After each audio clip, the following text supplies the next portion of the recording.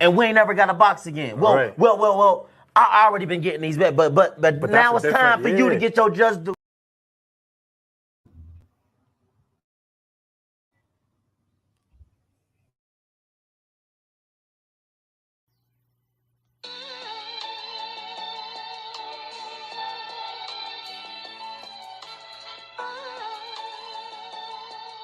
Yeah, you know the deal.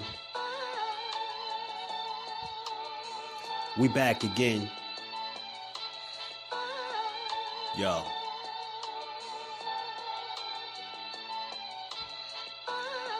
A round of applause for Jersey's finest. A lot of content creators not worthy, but they minus. They get offended and start singing like the whiners. Talking like they tough, but it's only screaming and whining. My homie JusDueBoxing is the cat you don't come to. Your squad get run through. By the time you come to, you duck food.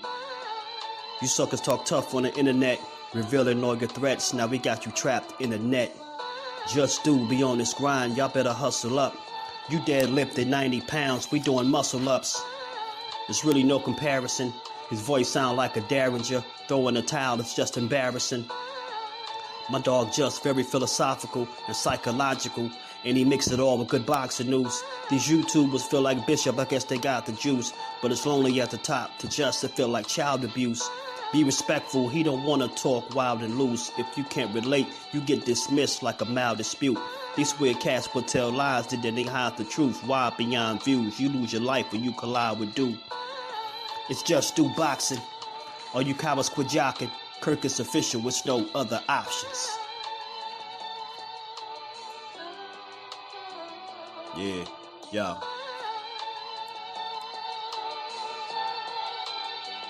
You know the deal. Judah Ben, we in the spot. JusDueBoxing, yeah. And of course, shout out to Mrs. Do, holding the whole family down. Word 'em up, word 'em up.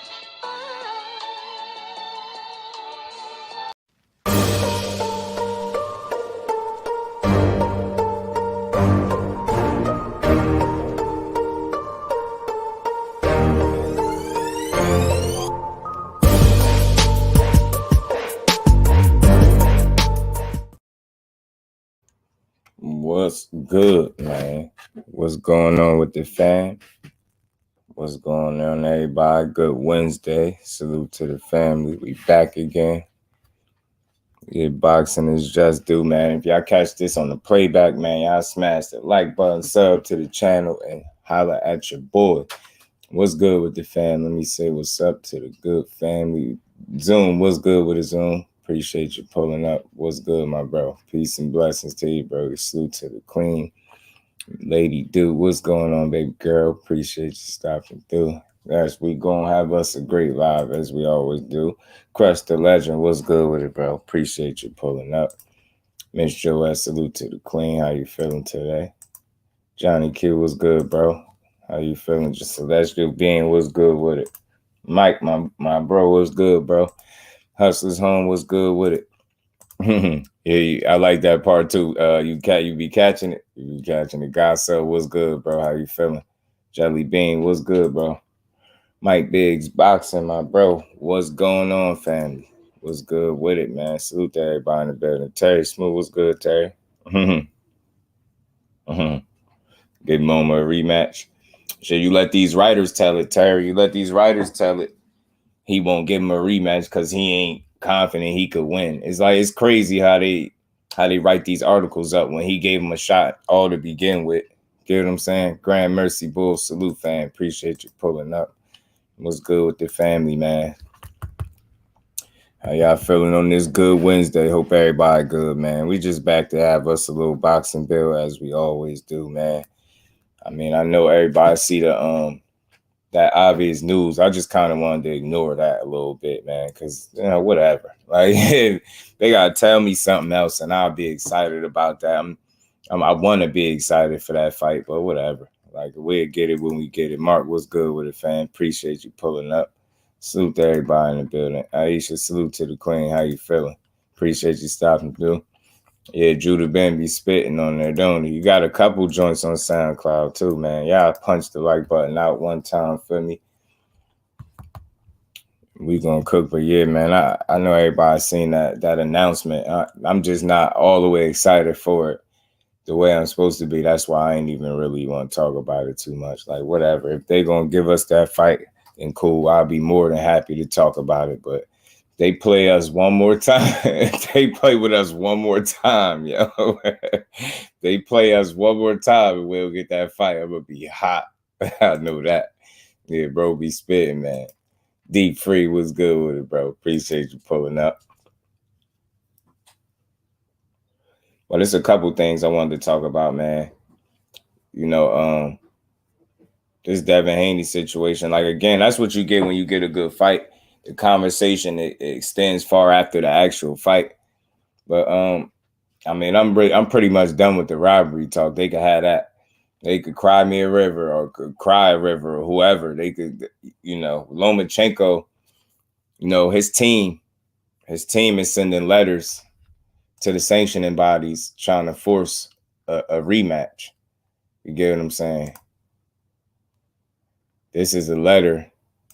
This is the letter that Team Lomachenko, Egis Klimas is sending to the sanctioning bodies. Like that. And you got a better chance of hitting the lottery. Ain't no way in hell they about to overturn no fight or not even overturn the decision. There's no way like you're going to force their hand. You're not going to force them to do anything. Like I don't see that working. And at the end of the day, I'm going to call it double standard. You know what I'm saying? I hate false narratives and I hate double standards. I'm going to call it double standard because I'm starting to, now he got 3 losses, this guy Lomachenko. He got 3 losses, no disrespect to him. Now I'm starting to see math. It's a pattern that's forming. Each and every time this dude lose, now y'all just tell me if I'm wrong. Every time he lose, and I can say every time now because he got 3 losses. So every time he's lost, he come up with these bogus excuses. It's always something. Now, I initially looked at what Devin Haney said is Devin Haney just, you know, talking his talk, right? But then I thought about it. You know, he called Loma a sore loser. And I started to think like, damn, why you call him a sore loser? But when you think about it, y'all just tell me if I'm wrong. When he lost to Orlando Salido was dirty. He hit him with all types of low blows. This is why he beat him, right? It's a fight that he asked for, right? He begged for a title shot. You know what I'm saying? And they got it to him, and he lost. He said it was the low blows and things like the Shawala. Salute to the queen. How you feeling today? Blessings to you, queen. Appreciate you stopping through. Jose Diaz, what's good with it? You're right. He said he had no losses, too. This dude is just out of control. So, Pete. He loses to Orlando Salido.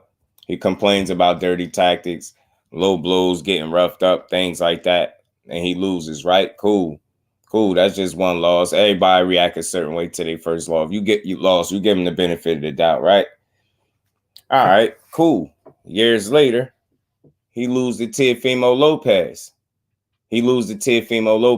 And he won cry injury. He won cry shoulder injury.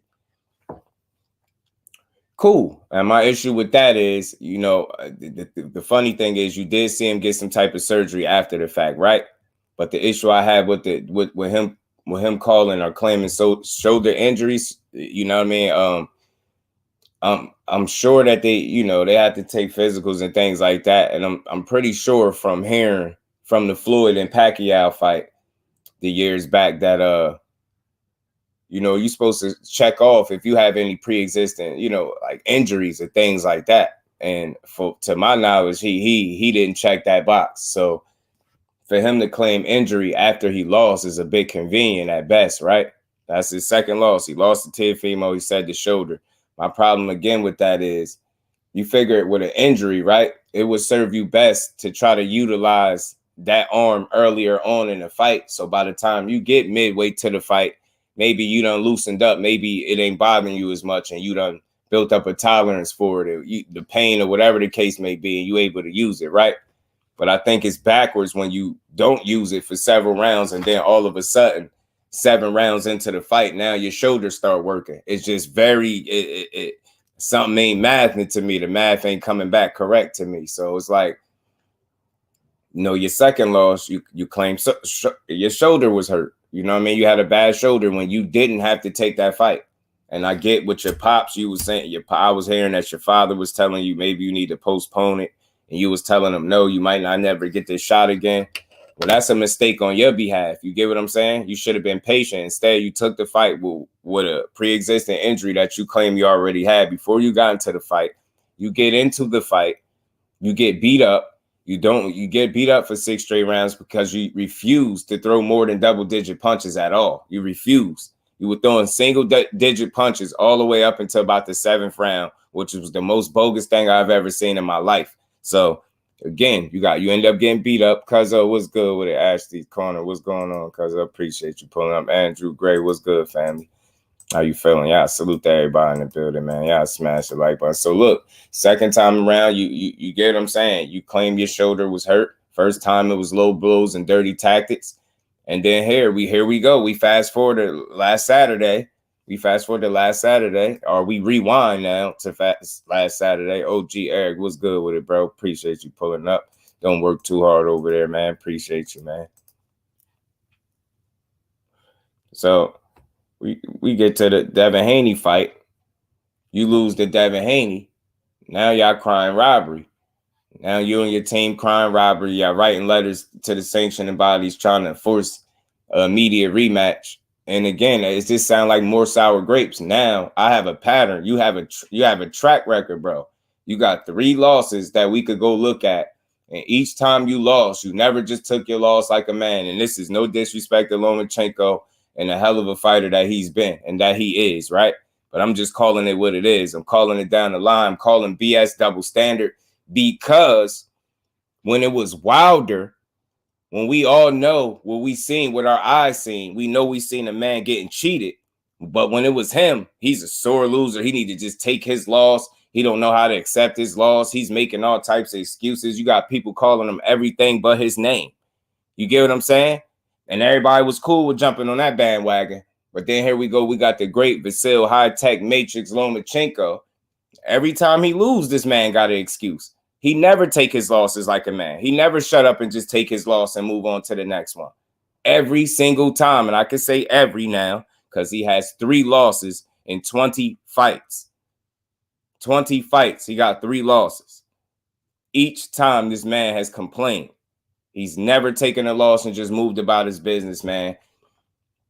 And again, some people gonna look over this because this might be their favorite fighter, or maybe they just don't see the BS. But I'm gonna call BS. That man never take his losses and just move about.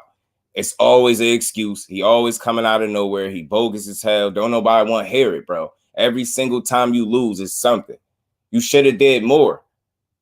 In the Teofimo fight, you should have started fighting sooner. It's just that simple. You did so well in the back half of the fight that you got people believing that if you would have started fighting sooner, you would have won the fight. Again, you should have did more. The Devin Haney fight, you didn't drop him. You didn't create any real separation in the fight that would make a case for you winning the fight definitively, in my opinion. And you lost. Again, you should have done more, and you didn't.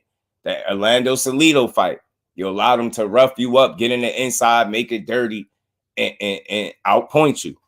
And you complain. Again, you should have did more. So again, I'm calling out that double standard. I don't see how when it's certain fighters, they got to shut up and take their losses like a man. When it's him, all he got to do is cry, and people really feel sorry for a dude that just upped millions of dollars. I don't feel sorry for him. He got the opportunity of a lifetime. Again. And he did nothing special to get it. Just like he didn't do nothing special to get a Salido opportunity. Just like he ain't did nothing special to get a Gary Russell opportunity because he was coming off a damn loss. And people don't tell them fighters to just take their losses like a man and keep it moving. Wilder got to take his losses despite. I don't care if he got cheated. We crazy for thinking he got cheated. Just take your loss like a man. Nah, I think it's time for VASYL, high-tech, Matrix, Lomachenko, all them damn nicknames. You need to take your losses like a man. Because you wasn't the Matrix Saturday night. You had an opportunity to be that, and the young boy had something for your ass, and now everybody is crying robbery. Y'all sad, man. Every single time this dude lose, you got an excuse. Bogus as hell, man. Adar, salute, fan. Appreciate you pulling up. Yeah, I hope so. I hope Dempsey McCain really do beat Fury, man. I really do. Man, Chandler Lomachenko wants Tank. And man, I think Tank gonna hurt that dude. Yeah, he'll cry, baby. Or yeah, emojis in this chat. Salute to my baby girl. Tank will destroy. I think Tank hurts him, man. Loma never lost to anyone. He just like other fighters win. I'm telling you, bro. I'm telling you, man. Ashley, crazy, man. D1, what's good with it, fam? You said the fight absolutely needs a rematch. No doubt about it. What's good with it, my bro? Loma never take L's like a man. Yeah, he don't. And I think, again, bro, this is how you ruin your opportunity for a rematch, sounding salty. Like, who's to say y'all won't have another close fight and this happen again? And then you gonna cry robbery again? You get what I'm saying? So, like, he ain't doing himself no favors in terms of getting a rematch. And them writing letters to the sanctioning bodies trying to demand that they force an immediate rematch is definitely not going to work in his favor to me. Yeah, he's very good, not great, in my opinion. He was a great amateur, but he's a very good pro, not a great one. I don't care what nobody say. I'm sticking to that. He's a very good pro, not a great one. He was a great amateur, and not so much as a pro. He got 3 losses in 20 fights. I'm not trying to hear that. I'm not trying to hear it. And I need somebody to name me the Hall of Famer. Name me the Hall of Famer that Lomachenko beat. And people be anointing this dude king all over accomplishments when he was put in position to achieve these accomplishments. You give some of these other fighters the same opportunities he had there to accomplish the same thing.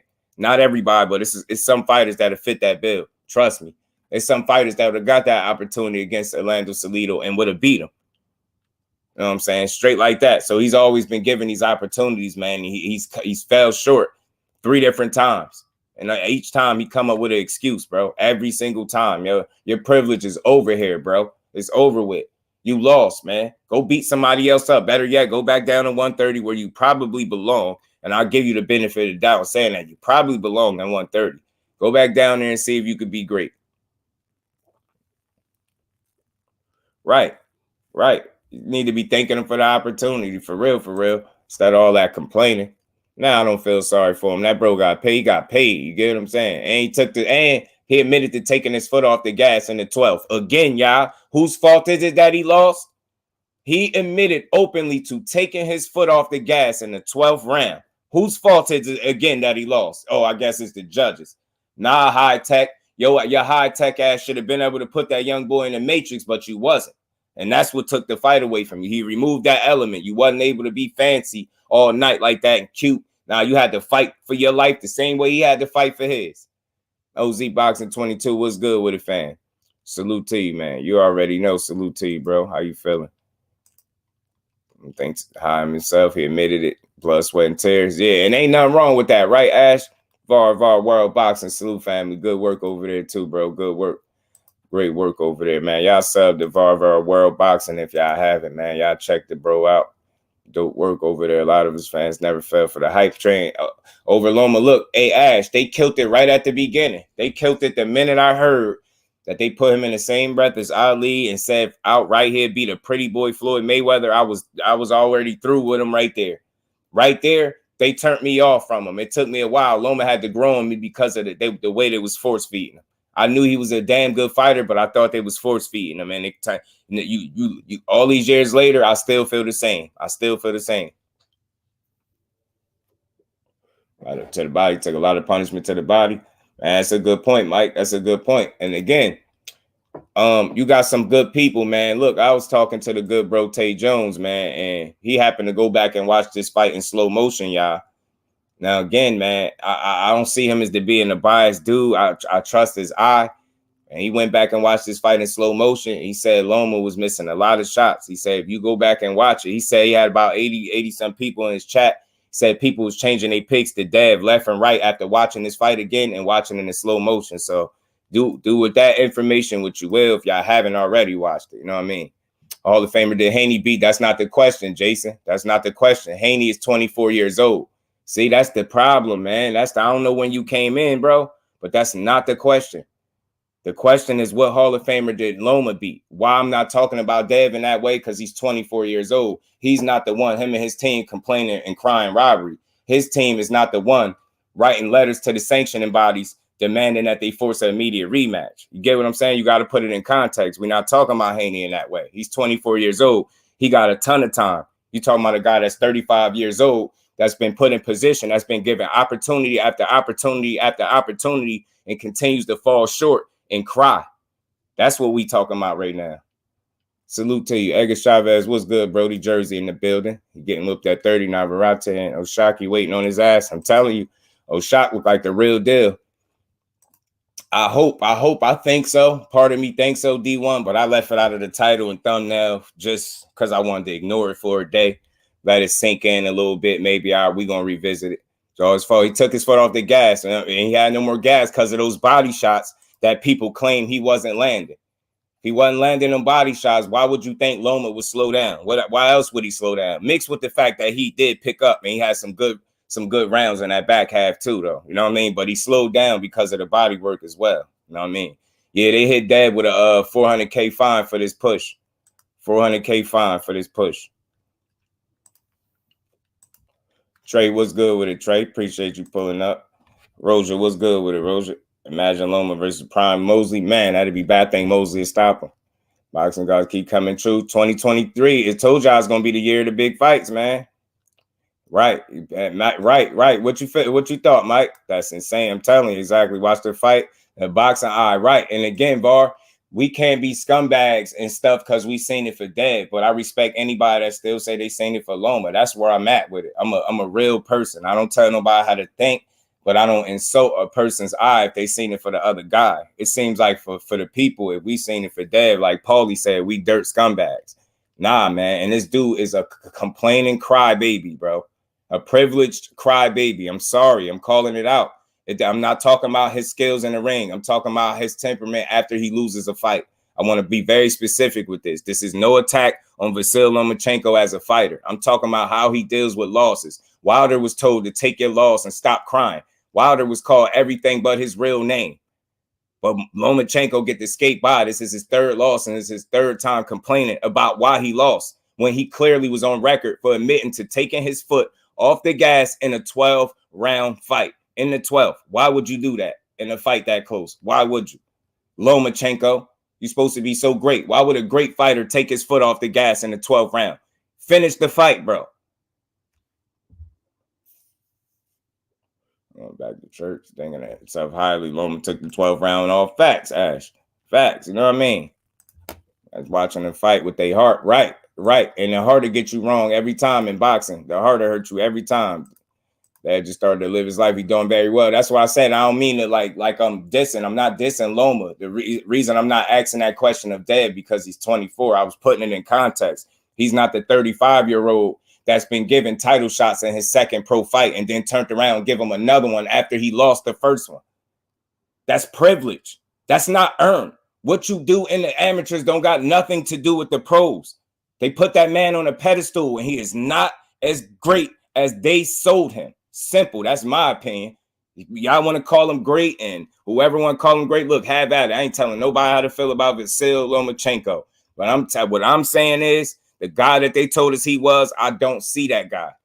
That's not a guy that's going to complain. That type of guy that they say he is wouldn't be complaining every single time he lose. Every time he loses something. He'll never just take the loss and go about his business. Keep getting opportunity after opportunity. You fall short. Only thing you did was fought 3 tune-ups in a row and fought Dev and said you needed more time.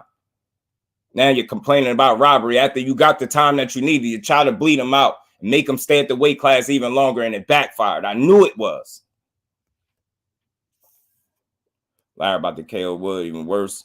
I'm telling you, man. He could. It's possible. Right. He should have stayed right there. Roger. You know what I'm saying? You should have stayed at 26-30 to be real. You know what I'm saying? Still up on the channel. Yeah, y'all go check it out, man. Y'all go check it out. Nah, I don't mind at all, Queen. Not at all. Man, it's just a great year for boxing, man. We going to enjoy this. So to be a draw, that's why I watch a rematch. Yeah, ain't nothing wrong with that, Mike Biggs. And again, that's like me, right? Because you said you seen it a draw. That's like me right now. Nah, Mike. Nah, what I saw was what I saw. You telling me what you saw, honestly and openly. How could I be mad at what you saw? I can't be mad at what nobody saw, but don't be mad at the next person for what they saw and start saying they just went for Dev for this or that. Nah, they went for him because that's who they felt like won.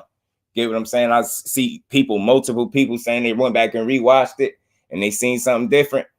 That's what's up, man. Commission better to come back and blow if they want that 400K. Yeah, Dev don't like that 400K.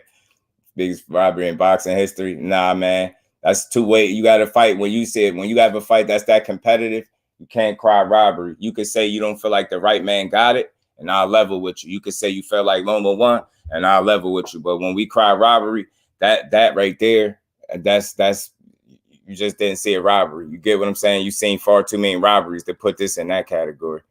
I'm sure either go back to 130 or retire. Right. Bashing stops now. Facts, Trey. Like I ain't with and I don't bash no networks nor the fighters, yo. I'm not even bashing Loma. I'm simply saying though he needs to learn how to take his losses the same way he do his wins. Grease with Fire was good with it. It's up there, dude, with 4 belts on the line. I get you, but it's not a robbery simply because people felt like the other guy won. You get what I'm saying? That doesn't make it a robbery. You know what I'm saying? We know what outright robberies are. Like everybody seen that Michael Fox fight. Outright robbery. Everybody seen the Romero fight. That was more of a robbery. Everybody seen the Jackson Marinez fight and Rolly Romero. That was more of the lines of robbery. Everybody seen Oscar Valdez and Robson Conceição. That's more on the lines of a robbery. Like we know what robberies are. You get what I'm saying? Again, why I'm saying that because we big this fight. Daryl, what's good with it, fam? Appreciate you pulling up. We big this fight up as a 50-50 fight all along. And when we got 50-50 action, we complaining robbery. Nah, you can't get a robbery when you got a fight that played out like 50-50 action. Do you get what I'm saying? That's a fair fight. That's an even fight. The fight was played out. It was that type of fight where you could easily say, all right, well, I think this guy won. Well, I think this guy won. It depends on how you score and what you were scoring, right? I'm not knocking nobody's eyesight. I'm not questioning your boxing knowledge, but I want to put this in perspective. When you get a 50-50 fight, there's no robbery there. That's how that action played out. It was back and forth. Neither guy dominated the fight. Nobody. I can see if somebody dominated the fight and then the guy lost. If Loma dominated and lost, robbery. Yes, but he didn't dominate. This is why this is no robbery. The fight was too close. You get what I'm saying? The fight was way too close. Numbers just should happen for the fans. Live it down. Let's see if he really willing to get back in there. Schizo Paul was good with it. Wilder's my standard for measurement for this whole thing. Said boxing can't be corrupt when it was. Wilder. Facts. Nah, you see, you only looking at it on one side. You looking at it on one side. And I get you, because I'm a fair dude. Yeah, I'm a realistic dude. I don't like the word fair. I'm a real dude, right? Privileged. I'm gonna tell you how he's privileged. He had a title fight in his second pro fight. He lost. You know what they turned around and did? They gave him another title fight in his third fight, and he won. He's been getting opportunities straight out the gate since he's been a professional. You get what I'm saying? And that's what makes him privileged. You get what I'm saying? And again, the fact that every time he loses, he gets to cry and complain about how and why he lost, but nobody calls it out. Like I said, Wilder just had to take his loss and shut up. You get what I'm saying? This guy could cry and had people crying for him. You get what I'm saying? It wasn't no robbery, man. This man, you get what I'm saying? I'm not vouching for a guy, y'all, that told me he took his foot off the gas in a 12-round fight that was nip and tuck. I don't respect that. That's like telling me, you felt it was good enough to take your foot off the gas. So you know what I mean? You get what I'm saying? So you didn't feel like you needed to finish the fight. And again, man, I'm gonna say this now before I even gotta get annoyed. You can have your opinion the same way I got mine. I respect your opinion. But if I feel like people not respecting my opinion, you getting blocked.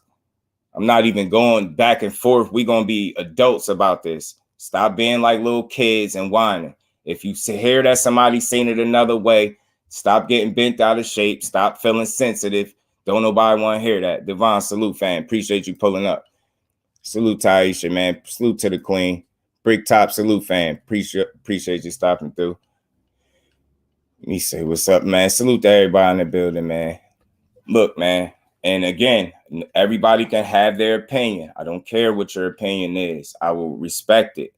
But when people act like your opinion is law, It's not.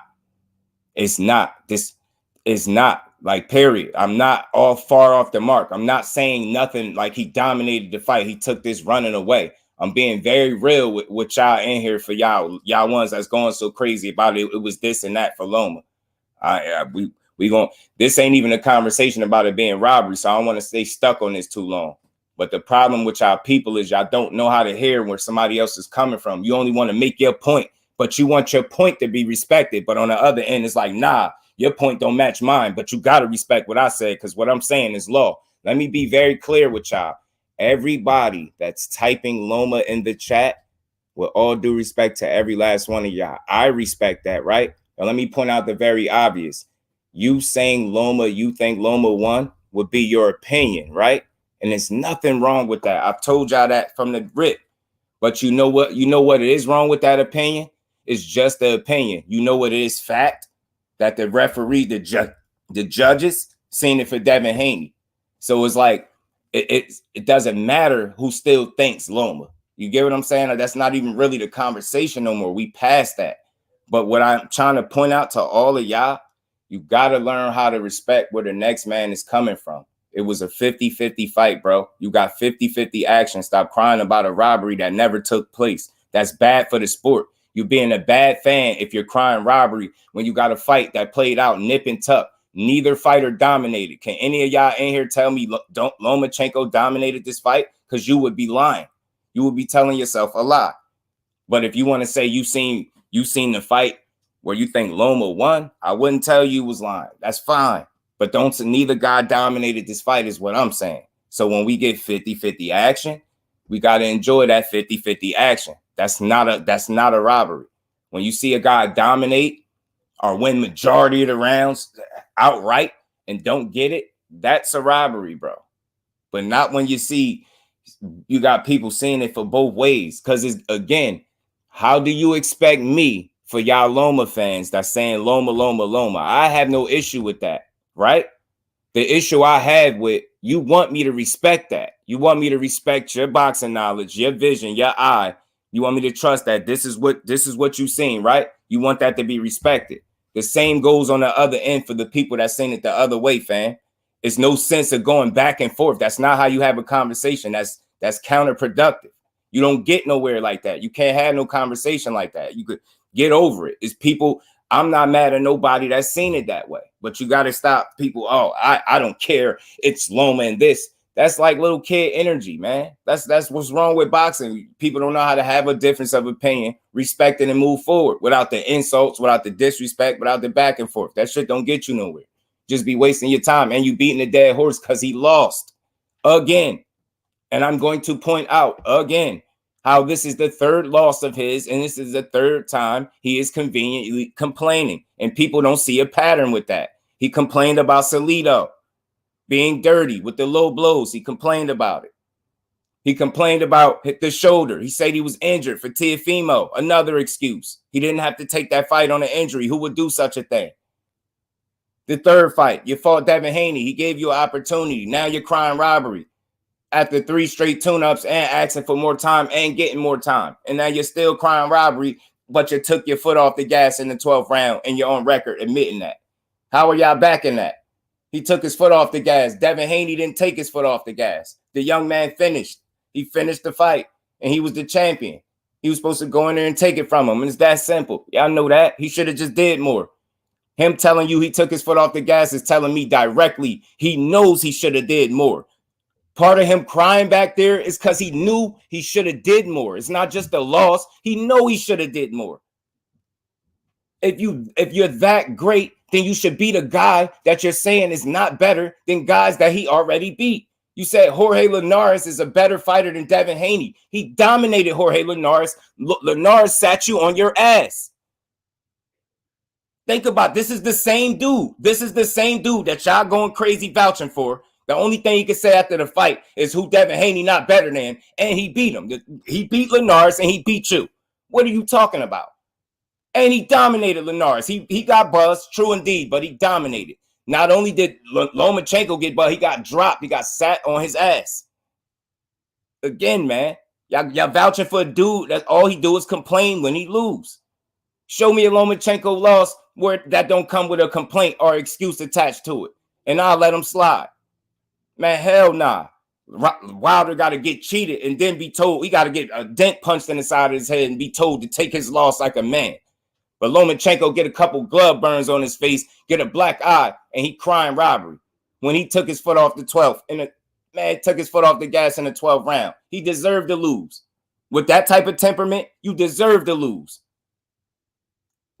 Let me hear Shakur Stevenson tell me he took his foot off the gas in a close fight and he lost. I'm going to lose respect. I don't give a damn what you say. Ain't no fanboy. Let me hear Shakur Stevenson say, yo, I took my foot off the gas in the 12th round. Like, what? And then you're going to complain about losing a fight when you didn't even give it your all? You didn't give it your all. You deserve to lose because you didn't give it your all. It's for undisputed. You 35. You probably never get this shot again. Yeah, you deserve to lose. I don't feel sorry for him. He up millions of dollars, y'all. He up millions of dollars, man. Cry me a river. Move your little ass back down to 130 where it's safe. Where it's some other smoke for you down there too. Dig what I'm saying? D-Man, my bro, what's good with it? Dad took the win better than Loma took the loss. Facts, Dad big Loma up and Loma disrespected Dad. I can't get with that. But they don't see that part. He not moving like a real one, man. Every single time this dude lose. A ton of excuses, bro. Ton of them. Pound for pound, and he beat him. He was never pound for pound. What about all that? We'll see. You know how they gonna call that. Some people call me Devin Haney, and I still couldn't get that fight to Lomachenko. Right. And look, y'all know who my guy is. I'm just here to get boxing. It's just do, and I'm real with y'all all the time. I don't never tell nobody they wrong in this chat for feeling how they feel, but I always respect where y'all coming from so we can have a conversation. I can't. Nobody is gonna tell me, like, for example, I'm gonna use you as a perfect example. You saying 8-4 chop. Now, what would I look like to tell you wrong for that and argue with you? You get what I'm saying? That's cool. I don't gotta question you a bunch of times. Like, I feel that you seen it for him. Ain't nothing wrong with it. You get what I'm saying? It's like, all right, but again, y'all gotta understand. You got 3 judges there that'll see different things, right? And they all got pretty much the same vantage point, and they still see different things. You get what I'm saying? So it's definitely possible for us to sit where we sitting, separate vantage points. We see what we see, yo, and it's okay. You know what I'm saying? But the cry robbery, it's insane. You get what I'm saying? It's insane. It's insane for a dude, and just put this in perspective. Take this into account. You crime robbery for a guy that's telling y'all that he didn't even give it his all and undisputed. At 35 years old, he didn't leave it all in the ring. He took his foot off the gas. Not I was too tired to finish the fight. I just took my foot off the gas. He did not give it his best effort, and that may have cost him the fight. You get what I'm saying? That's what it is.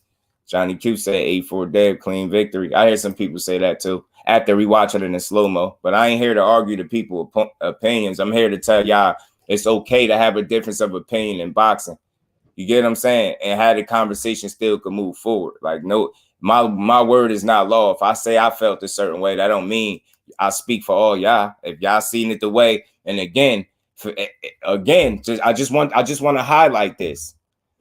If somebody said they seen it 7-5 for Dev, and you telling them they're crazy, but you seen it 7-5 or 8-4 for Loma, and you're not crazy, just think about that.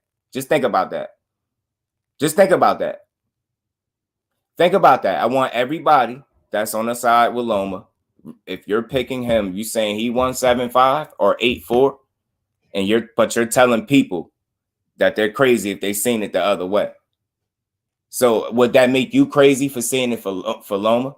Or because you feel like what you see is better, it make more sense than what everybody else seeing? You get what I'm saying? Like, I'm trying to understand how people think. I'm trying to get y'all to understand something. If you want somebody to respect that you've seen it a certain way, you got to get that same respect in return, or you not really looking to have a conversation. You just looking to be right in a situation where you are wrong. You get what I'm saying? I could say I think all day. I could say I think Loma won all day. The fact remains is he got an L in his column, and he's crying robbery today. His team sending letters to the sanctioning bodies, you know what I mean, trying to force a rematch. It's not going to happen. You get what I'm saying? That's not going to happen. That's where I'm at with it, Fate. Why we can't just appreciate this fight? Why? Why not? I mean, we said this was a 50-50 fight. All since we knew they was gonna fight. This is all everybody said. I've never even seen no 60-40, no none of that for nobody. I seen this is a 50-50 fight. Why can't y'all understand that that's the kind of fight that played out? This is why it's a split like this. That don't make people crazy. You get what I'm saying? It just don't. I don't understand. I enjoyed the fight, bro. I just don't enjoy the aftermath. 4 rounds in that fight, you can get either fighter. And that's a fact. Yeah, some swing rounds for sure. They definitely have some swing joints in there. Nick, man, pardon me. Nick, salute Nick. Appreciate you pulling up, family. How you feeling? Such a close fight. You can't really argue with someone else's scoring. That's what I'm saying. That's all I'm saying, bro. I respect y'all people that say, Loma won. You get what I'm saying? There's no argument. That's not how you had no conversation. I'm trying to help a lot of people. If y'all don't already know this, I'm trying to point this out to everybody. It's a different way to have a conversation. That's not having a conversation, arguing about what somebody else seen. That's an opinion versus of opinion. That's foolish. Nobody wins. You can't back your opinion with nothing unless you actually have some facts. Then it wouldn't be an opinion. So again, when you sharing back and forth, you just gotta understand where the next man coming from. Nobody dominated. I want to start there. That's why I said nobody dominated. That's what kind of fight you're gonna see. You get what I'm saying? Right. You get what I'm saying? And again, see what I'm saying, Hong? You had it for Loma, and I'm gonna tell you, yo, that's what's up. I can see how, I can see why. Because I understand what kind of fight we got. When you get a true 50-50 fight, you're gonna have mixed results with a close decision. You're gonna have that. You're gonna have that. Did anybody see somebody walking away with this? Because I didn't. I ain't see nobody blowing nobody out. You get what I'm saying? I knew it was going to be a close. I was thinking split decision, majority decision. I wasn't thinking unanimous for nobody. That's the only thing that I truly don't agree with. 116, 112 or the unanimous decision is bogus for me. But you know what I mean? The win is not bogus. 115. You get what I'm saying? You take 1 point away from that 16 card and put it on the other side. You got 115, 113. That sounds more reasonable. You get what I'm saying? Period. I thought more of a majority or a split. No unanimous, because nobody made it unanimous. Nobody cleanly, you get what I'm saying? It was one of them type of fights. Ain't nobody create that real separation in the fight where you could say, yo, he running away with it. You couldn't say that. You get what I'm saying? You couldn't say it. Yeah, man, them body shots slowed him down, man. Body shots. I hear Daryl. I hear the numbers did well. I'm just not sure because I can't validate it. But I heard they did kind of good from what I'm hearing. I hear they did good. And again, I still had 84. That's me, though. Yeah, man, I feel you, Johnny. But look, you took the time. You had to do, you know what I mean? You did your due diligence of going back to watch it again. David Scott, what's good with it, bro? How you feeling? I respect. I'm just a different content creator, y'all. I want y'all, everybody in this chat, to smash the like button. And I want everybody specifically that had Loma. I want every last one of y'all to understand that Just Do respects the fact that you had Loma. There's not an argument for me. It's a conversation for me. Maybe somebody else will want to argue you down about that. I don't want to do that. I like to see or hear what another person thought. We not zombies. We can't have no conversation. If we 100% all thought Loma in here, this conversation would fizzle out. It wouldn't go that far because it wouldn't be much to speak on. You get what I'm saying? So I kind of embrace the fact that people seen it a different way because there's a more of a conversation to be had if people allow that by not trying to force their opinion over the next man or woman. Your opinion is respected over here. You don't got to force it on me. All you got to do is tell me what you think. I ain't going to tell you wrong. You get what I'm saying? You don't got to type it 5-6 times. Well, I said this. Nah, I feel you. You say Loma, I rock with it because it was that kind of fight. That's what we was going to get, bro. Slow motion, yeah, man. But you can't score off it. I mean, it pays to watch it because you can definitely see from a different perspective, man. Slow-mo definitely, you know what I mean, do something different for you. Jim, what's good with it, bro? How you feeling? Appreciate you pulling up. Yeah, I always try to be solid with people. I just be wanting people to know you over here, y'all. I don't know about nowhere else. Over here, your opinion is respected as long as it's respectable and logical. I'm not never out to argue about what you've seen. You get what I'm saying? Boxing. I don't know why I thought that was funny. What's good with you, Boxing Talk? Moma had more volume, but a few misses. Dave had less volume, but landed a good amount. Right. So it's even in a way, right? What you got, Fate, what you just described to me is ebbs and flows. That's what you get in a great fight, bro. That's what you get. You got two dudes that almost left it all in there. And the only reason I say almost, I believe Dev really left more of himself in there than Loma, because he ain't take his foot off the gas. Loma let you know he did that. You know what I mean? Don't argue with niggas about, because some don't listen. Right. That's why I keep trying to reiterate to let people know, over here, you don't have to force your opinion, because I'm gonna respect it. You don't gotta force me to. If it's logical, I think it's reasonable. Like, I don't have an issue with that. Like, I mean, is it not I mean? So I seen it for Dev. I had some, you know what I mean? I had a conversation with somebody I trust his eye, and I know he ain't a biased dude, and I know he said he watched it slow mo. He seen it for Dev. I could rock with it. You know what I mean? The 116 boxing talk, the 116, 112 was the only thing bogus. He did outland him. So again, right? That's a fact, though. The boxing talk. So again, for y'all that say, y'all could go off that, right? You be like, he landed more punches, bro. He won. I'm not arguing. That's for somebody else. Other people like to argue. I like the conversation. It's different with me. You know what I'm saying? You don't get nowhere. It's like you can't, because everybody is stuck on what they seen. So it makes no sense to argue what you seen. You know what I mean? It's clearly an agenda being pushed for Loma. Oh, yeah, nah. But see, that's why I was pointing it out, though, TD. I was pointing out the double standard, bro. And this is no slight to Loma as a fighter. I've said this, and this is just Dude's opinion, man. Y'all might be different, right? Dungeon Talk with Doom. What's good with it, my bro? How you feeling? Undercard, what's good with it? Undercard Boxing, how you feeling, my bro? Appreciate you, man. Salute to everybody in the building. Salute to my bro TD. Say Loma lost because he put it Devin worse. Oh, yeah, they bugging. Yeah, he said he had a Loma 7-5. And Jim, you in here all the time, bro. You watch your boxing. What would it mean? You my bro. Why would I argue with you and be like, nah, Jim, nah, I had a 7-5. You get what I'm saying? If for this conversation to be had, unless you want to argue, I got to look at Jim comment when he say he had a 7-5 for Loma. Close fight, though. I got to be able to respect that if I then in return want to tell him what I think about the fight. You get what I'm saying? 7-5, is not crazy to me. It's not. But again, I feel you, TD. Again, the double standard is weak. You get what I'm saying? He complained this is third time, bro. This is third time losing and having an excuse every single time. I'm trying to point something out. I'm not muddying his name. I'm not trying to disrespect him. I'm keeping it a buck with people. That's what y'all want, right? He's been privileged. How? Because of his extensive amateur record and the extreme, high level of success that he had as an amateur with that crazy amateur record, that put him on a pedestal coming into the pros. So then that awarded him to get a title shot in his very second fight, which he lost. Then they turned around and gave him another one in his third fight, which he won. Think about that. I just want people to think about that. A lot of times we argue and we be mad about people saying people don't deserve what has people done to deserve this. Does that not apply to Loma? Because what did he do as a pro to come in and get back-to-back title shots, especially after coming off a loss in one of them? People don't want to look into that because that's their favorite fighter. That's no slight to Loma. That's just letting you know that they put him on a pedestal very early from the beginning of his career, and he's been privileged and he's been put in situations to be successful. And still, with all the privileged positioning that he's been placed in, he still has 3 losses. 3 losses to speak of when each and every one of them, and all he do is complain.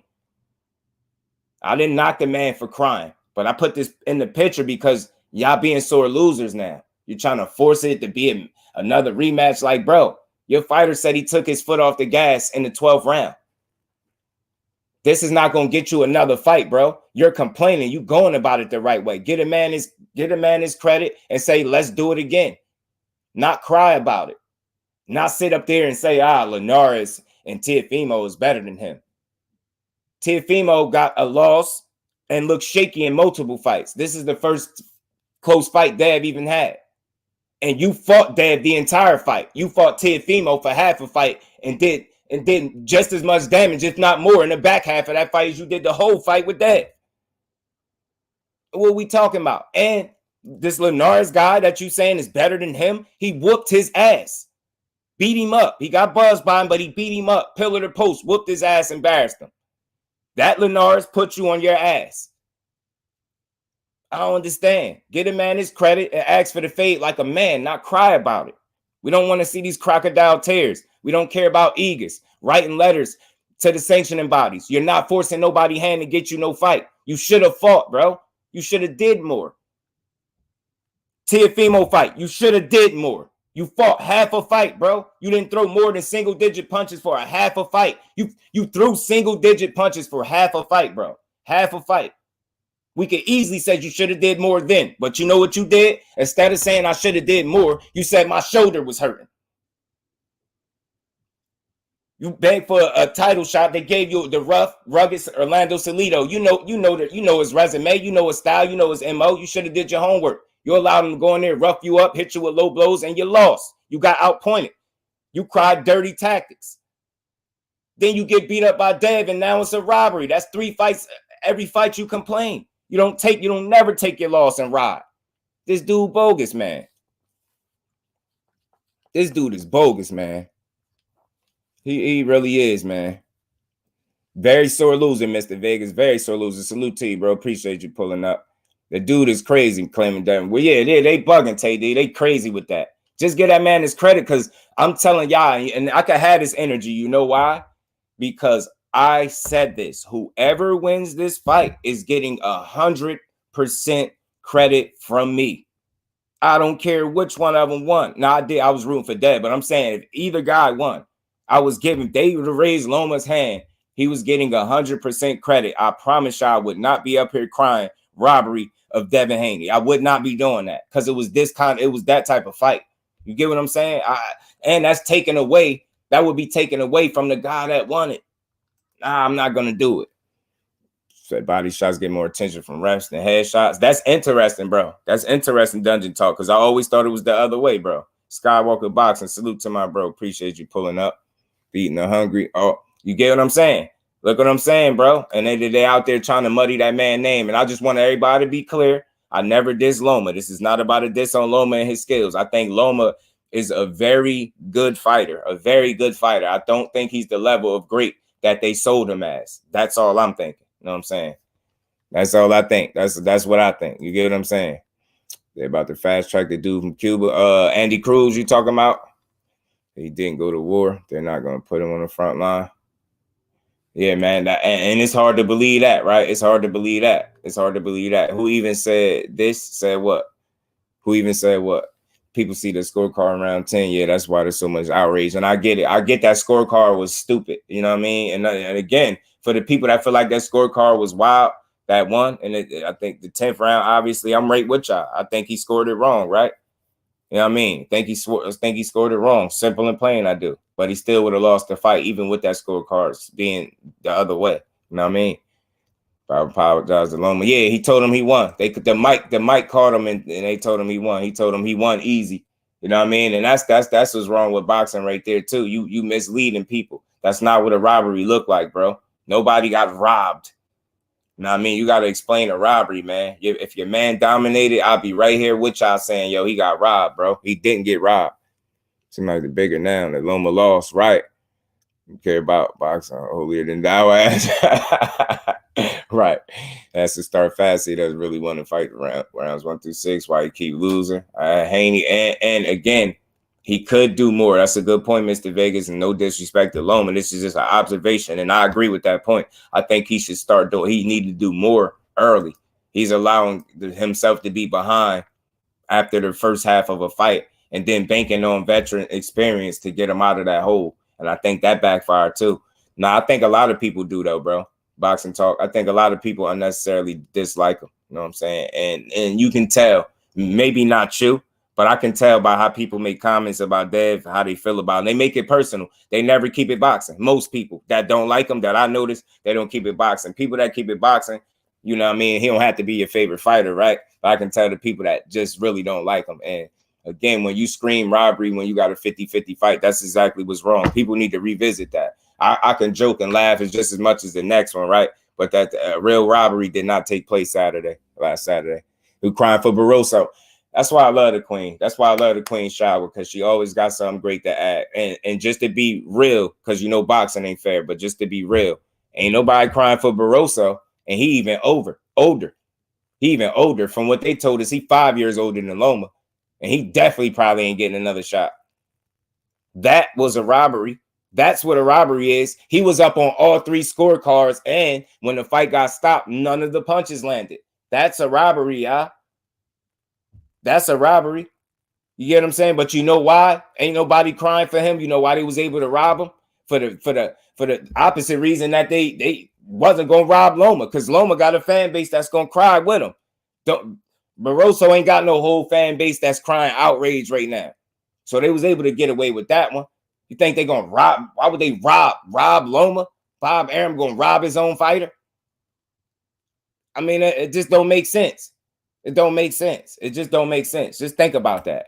Just think about that. And Dev Haney said he ain't re-signed with nobody. You know what I'm saying? Boxing's black. Terry is a damn savage in the comments. Oh shit. My bad, y'all. Hold on, give me 2 seconds. I knocked my damn ring light down. Oh shit. Terry's a damn nut, bro. Nut bull. Damn nut bull. You said, where does Devin get into the picture? What you mean? Where does he get into the picture? Let me scroll all the way to the bottom, y'all. So that Tank should be championship course upcoming. Loma is a veteran. Devin's a paper champ. Nah, Devin, listen, bro. Once the minute Devin got that belt, the thing is with Devin, he got that initial belt. I get it. People don't appreciate the way he got it, but I look at it like this. Who wasn't he willing to fight to get that opportunity at that belt, right?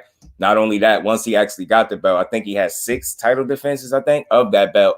And at any given time, had he lost that belt, that people be trying to call him email champion, then they would have been regarding the guy that beat him as the WBC champion. That I do know. So he defended it, and then I think he put all of the email champion conversation to bed when he went over there and beat Kambosos twice to take the rest of the belts. Then, not only that, the guy that he initially wanted to fight for that WBC strap, he gave an opportunity, ended up beating him. So I think he put all that to bed, and I just got to give him his flowers, man. Salute to Dev Haney. Salute to Lomachenko. I just don't like the way he carrying it, man. Dev is a good young man. Crazy I give two about Bill. Yo, yeah, right. You just separating the two. That's all. You know he a good kid, man. He seems like a good kid, man. He seems like a good kid to me, but all that whining, that ain't it. But man, this the 400K push right here, y'all. You had an 8-4, but I gave Loma around 7, 8, 10, and 11. Just gave Haney 1, 6, 9, and 12. Right. Right. I feel that, man. I feel it, man. I feel it. Ain't nothing wrong with it, bro. Maybe Loma thought he was going to stop Haney. Could have thought he was going to drown him late undercard. Could have thought he was going to drown him late, and it backfired. Andy Cruz is working with boots. Right. I like that. When the ref stops it, it's a robbery. You know what I'm saying? The ref stopped. He stopped that fight. Now when the judges scored wrong. Yeah, now look. You gotta still put it in perspective, bro. Like again, I don't tell nobody how to think. I always just give you something else to think about, right? Because I believe he's still talking about the 116, 112, right? Just take 1 point away, hypothetically, right? And put it back the other way. Say if that one judge had it 116, 112 for Loma, he still loses the fight. You get what I'm saying? Like all 3 judges robbing him, like that's hard to go with. You know what I'm saying? It's called a fix. Yeah, that Barroso with the fix was in with that Barroso. I don't feel sorry for him. He got paid millions. Now I don't feel sorry. He got paid. Fact, because he got paid. And again, if Lomachenko got Barroso, I would feel bad for him. I feel bad for Barroso. I would feel bad for Loma if he got Barroso, y'all. Know what I mean? I'm telling. Listen, hey man, you ain't far off the mark at all, bro. Tank been in my pound for pound side for a while. I'm telling you, he one of them guys, man. 35 safe for now until Rolly comes down.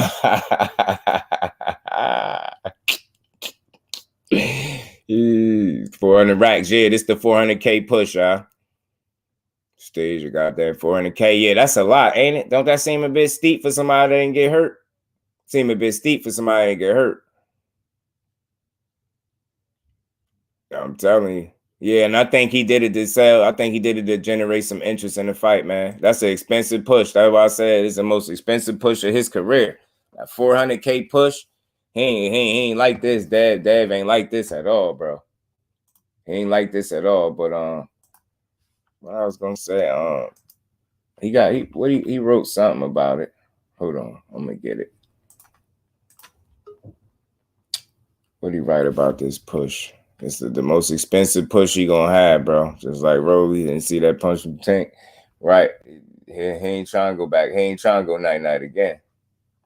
I doubt it. I seriously doubt if he trying to go to sleep again.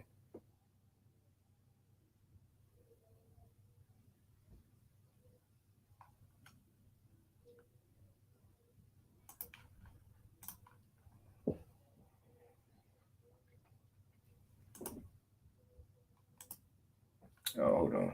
That's the Eagles claim is writing that letter. Hold on, I got that picture.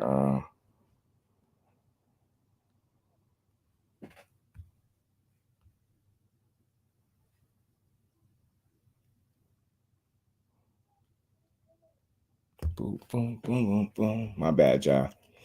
He's made at least 10 million. Yeah, he good. He definitely good. Somebody can push me so I can get 400K. That'd be great, man. That's easy money right there, ain't it? Easy. 400K is a bit steep. I ain't gonna lie. And again, Plant got blood drew from him though. You know what I'm saying? He got blood drew from him, and I think Canelo swung first. If I'm not mistaken, Canelo swung first in that Caleb Plant situation. Because he was trying to say he ain't hit him back or something like that. I wonder if Canelo got fined. No. And remember, he drew blood. Remember, Plant had them glasses on. That glasses hit his face, cut his face a little bit. They was more than cool with that. That's why I say boxing is full of it. This what Dev said. This guy is a sore loser, man. Get this privileged sore loser out of boxing. He makes excuses as he goes. Take your loss like a man. Stop crying. It was set up for you to win for the third time in your career, and you failed. Tell the commission to give me my 400K back for that push. Like, that's what I'm saying. I like that, Dev. Talk to him since you are. And again, what Dev is talking about is it been set up for him the third time for him to win, because he's been getting title shots since his second pro fight. Get what I'm saying? So there's no excusing that. If that's not privilege, then people just don't want to call it how it is. You know what I'm saying? That's solid as solid come. He's privileged. Fish grease, what's good with it, fam? How you feeling? He said I'm more Irish than Canelo. Protected. Facts. You know what I mean? And look, I just always call it how it is, man. He's been a guy that's been privileged since he's been a professional boxer. You know what I'm saying? Getting title shots that he never had to work for. And it's the same in this situation. You fought 3 straight tune-ups, and Devs gave you an opportunity at all them belts. Other than that, you would have never got a shot. So again, you need to be thanking him instead of complaining. You know what I'm saying? Stop whining and do more next time. Salute to the Queen Aisha in the Cash App, man. Much love, much appreciation, Queens. Salute to the Queen Aisha. And we ain't never got a box again. Well. I already been getting these bets, but now it's time for you to get your just due.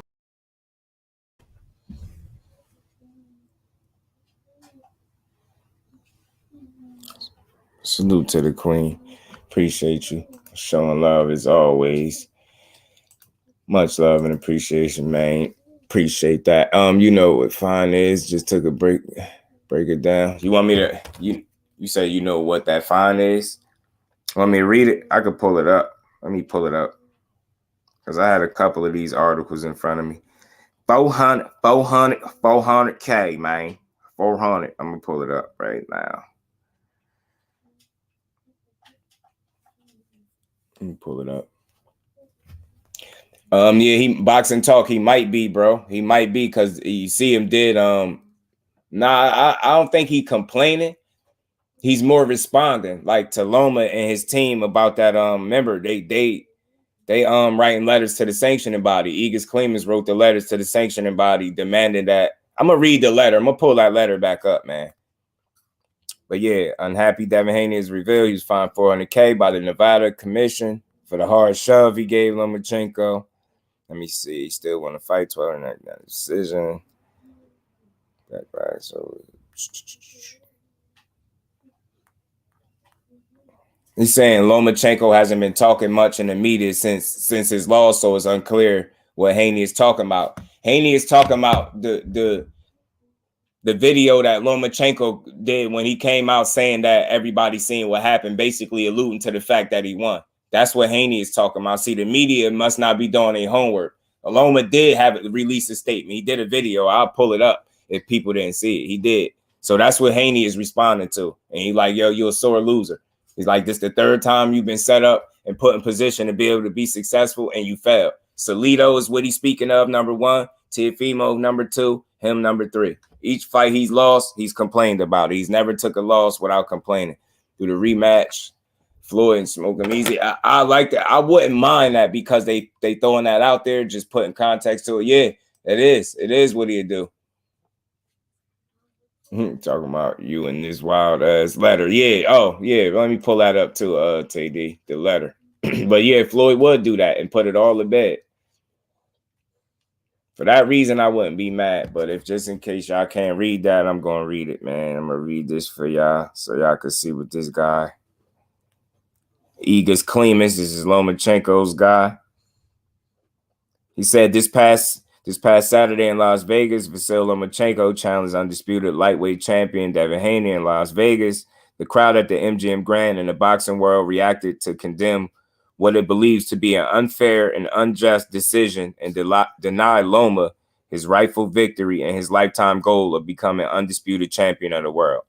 It says, as Team Loma prepares an appeal of the decision, and in light of the highly controversial outcome of the bout, on behalf of Vasily Lomachenko, I ask that the IBF will rank Lomachenko as the number one and recognize him as the mandatory contender for the title in the lightweight division. Loma was denied his victory in the ring on Saturday and deserves the opportunity to be ranked as number one and to get another chance at realizing his goal as soon as possible. Let me know if you have any questions or would like to discuss. Regards, Igis Clemens. That's what he said. That's it. That's what that letter says up there, y'all. So to me, maybe they flexing their privilege just to see what that get them. But I don't think they're going to get nowhere. I think they beating a dead horse right there. I think they're going to have to take their loss on the chin. And I think Loma going to really have to consider what's next for him. Is it 130 or are you going to stick around at 135? Try your hand there. What you going to do? You know what I'm saying? But we'll see. We shall see. We shall see. Ortiz fought better than Devin versus Loma. Oh, and man, speaking of that too, Cuzzo. Speaking of that, Jermaine Ortiz, yeah, he said he'd give Haney some problems. Jermaine Ortiz said he'd give Haney problems. What about everyone else lifetime goal? You get what I'm saying, undercard? I feel like you just got to have a lot of nerve to write a letter like that. You're basically saying, like, because of the crowd, make us number one. Because I fell short, make us number one. And, you know, make us the mandatory. Like, what? Man, if that's privilege, the way you wrote that letter, you can tell they are privileged individuals. They was showing their pain. I'm telling you, TD, people are prideful. I'm going to them. Let it off. Yeah, let off the gas, Igis. I'm telling you, the protection for the complexion. I'm telling you, bro. That's what Thrill Hill was good, family. How you feeling, bro? Since we do boxing fans crowds decide to fight. Absolutely, undercard. Great point, bro. And look, I always got to make sure I put emphasis. This is no diss to no Lomachenko. He's a very, very good fighter to me. He's just not the great fighter that they sold him as, in my opinion. That don't mean he ain't still very good, because he is. You get what I'm saying? But it is what it is, man. I just feel like I see a pattern with this guy, and all he did was complain, man. So anyway, but that's what it was. Dev is fined to $400K. They ain't really get into no real specifics about it in the article. He's just fined that, and that's what it is. I think they pick and choose on that in that situation right there. I think they pick and choose a bit. But that's what it is. That's what it is. That's what it is. I ain't surprised, y'all. I ain't surprised. But I got another little short video clip that we gonna get into too up here, y'all. With regarding the undisputed lightweight champion, because Dev said something very interesting right here, man. Davis. So I don't know if y'all caught this, but we gonna talk about this right here, man. We gonna talk about it. 817, what's good, my guy? How you feeling, bro? Appreciate you pulling up. What's good with it? When is it not sufficient to have 3 American judges, an American judge in a fight full of it? And yeah, and you know what's crazy, Shower? The fact that Bob Arum is carrying it like that, acting like it's suspicious that, you know what I mean? I'm hearing typically when you're dealing with the Nevada Athletic Commission, that's what you get. You get what I'm saying? So I think it's a bit of a stretch, and they trying to cry corruption in an area where it's not, and that only makes it worse for the sport. We need to find ways to appreciate these 50-50 fights that we say we want, yo. Everybody that was a detractor of Devin Haney, even some people that were had fair criticism of him, all asked the same thing. They asked for him to be tested. They all said, who was Kambosos? Kambosos ain't nothing. He won the belts, all Kambosos. Well, he went and fought a guy that people thought can beat him, right? He went and entertained a 50-50 fight, put his belts, his reputation, his O on the line, and everything he worked for, right? He went out there and he did that. The fight played out close because it was supposed to, because that was the level of talent that was in the ring on both sides. You had 2 elite fighters in the ring, man. It's time to get his man his flowers. He rose to the occasion, man. He rose to the occasion. You know they hold Loma to the elite standard. Let's not act like it ain't. Those dudes went in there and rose to the occasion. They rose each other levels on the night, and they both fought. One guy took his foot off the gas in the 12th. He's on record saying that. The other guy went for it a little bit in the 12th.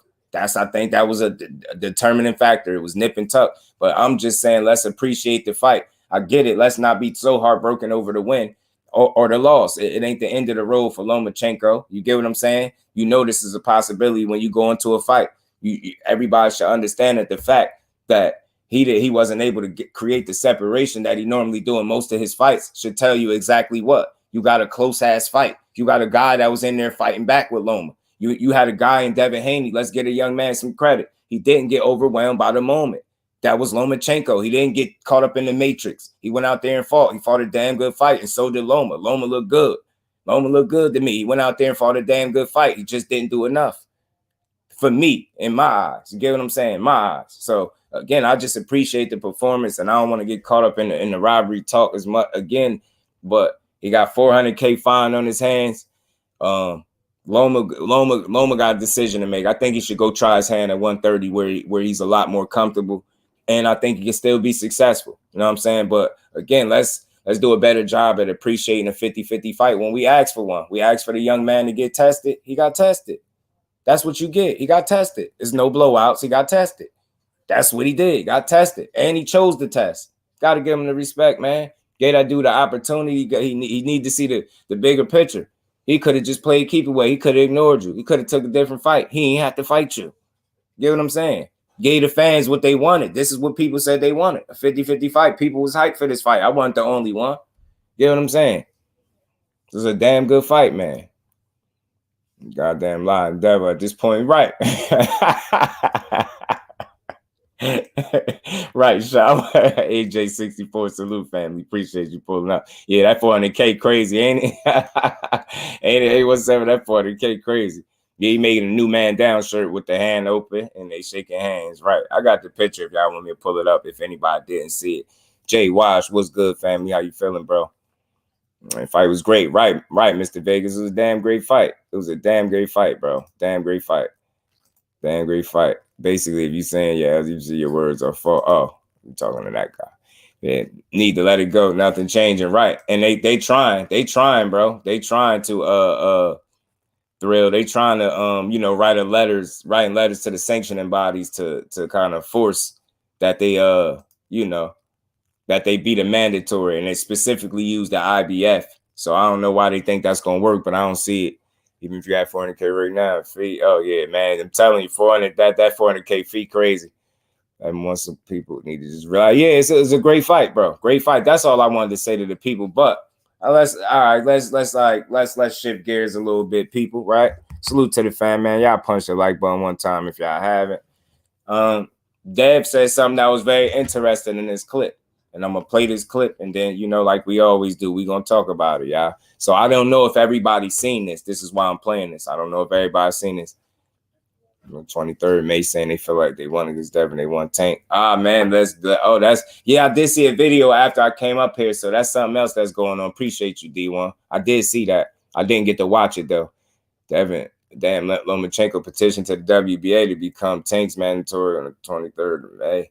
Oh, he did, saying they feel they won against Devin. They won Tank. Let's see it, man. Let's see it. Look, I ain't mad at it. I respect the hell out of Loma if that's how he going. To buddies, too. That joint could not lie. No. Yeah, man. Yeah. Oh, you talking about Buddy. Yeah. I ain't gonna lie. Yeah, the little Aquaman joint, man. That joint is it's dope, man. It's good entertainment for the sport, man. Especially if that's leading to the fight that we think or feel like is coming. You know what I mean? The only reason I didn't really talk about that today because I wanted to settle in a bit, kind of see some more news or something. I hear them talking about it on the radio, ESPN. They're going crazy. So if everybody lying like that at this point, boxing's in a bad place if everybody took information and ran with a bad source. So something got to be going on. You know what I mean? With both fighters making those subtle little posts and stuff like that. See Buzz artwork. I said, damn, it's kind of fire. Right, Johnny Q. Right, that's the real one in you right there. You know what I mean? You know what I'm saying? Yeah, Loma gonna get crushed. I think he gets knocked out. I'm gonna get his soul taken messing with Tank. But yeah, I think so too, y'all. But look, so I don't know if y'all seen this little clip from Dev. This was after the fight. And I'm gonna play this and we're gonna talk about it. We're gonna see what y'all think, man. Y'all let me know what y'all think about this. Short of a fight against one of those names you mentioned, or a Tank Davis or a Shakur, if those fights are not possible, would you be more inclined just to move up to 140? Yeah, if I can't get those fights next, or it doesn't make sense for it to be next, I'll probably go to 140, test it out, see how I feel at the weight at 140, and then when the time is right, then I'll defend my belt at 135. We'll just see, though. I got to go back and talk with the team and see what makes the most sense. Yeah, did y'all catch that? I'm gonna play it again just for the hell of it. Short of a fight against one of those names you mentioned, or a Tank Davis or a Shakur, if those fights are not possible, would you be more inclined just to move up to 140? Yeah, if I can't get those fights next, or it doesn't make sense for it to be next, I'll probably go to 140, test it out, see how I feel at the weight at 140, and then when the time is right, then I'll defend my belt at 135. We'll just see, though. I got to go back and talk with the team and see what makes the most sense.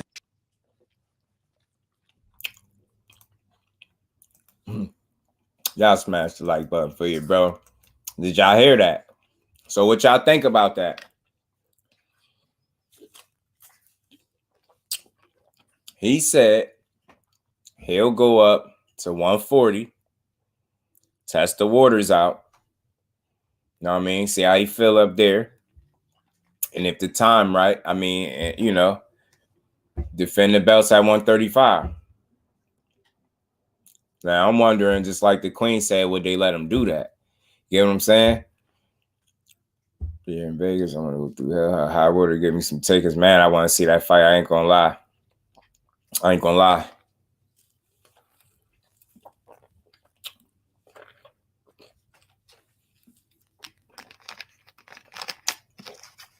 That's what I'm saying. Like, I don't know if this is even possible. I don't know, but you've seen guys make certain moves, right? Like, you've seen guys make certain moves. Ant McQueen, what's good with it? Ant, appreciate you pulling up, man. Pardon me if I missed you, Brody. What's good with it, Ant? You say you're never gonna see another weigh-in. Man, that's crazy, right? Leave 135 with the belts. That's what I'm saying. Like, are they going to allow that? That I don't know, but that was very interesting that he said. I didn't catch this initially. You know what I'm saying? And it makes for a good conversation. Like the degree of difficulty that would be involved in doing such a thing would be crazy. Like, just to think that, it's already difficult now, even with a chef, right? And you think if you if you homies don't scared bro, people Loma like he the real hero. Right, Fish Grease. They just gotta get a young man more credit, man. He be doing some solid things, man. But would they allow him to do that? You know how difficult that would be, though, is what I'm saying. Like to go up when it's already difficult where you at, to have a fight there and then come back down and defend your belts. Because the only fights that you would more than likely take down there, you already said, is a Tanker Shakur. You get what I'm saying? So I don't know. Because it looks like it's like if you once you up there, you gone. You get what I'm saying? I don't see you coming back down. That would be very, very difficult, man. Very, very difficult. Right. He ain't gonna miss it too much, and he ain't gonna miss that. Not saying that it ain't no money, but he ain't gonna miss it. Salute to you, Brody. YK Mel, salute, fan. Appreciate you stopping through twice. We're going straight. I hope not. Hope not.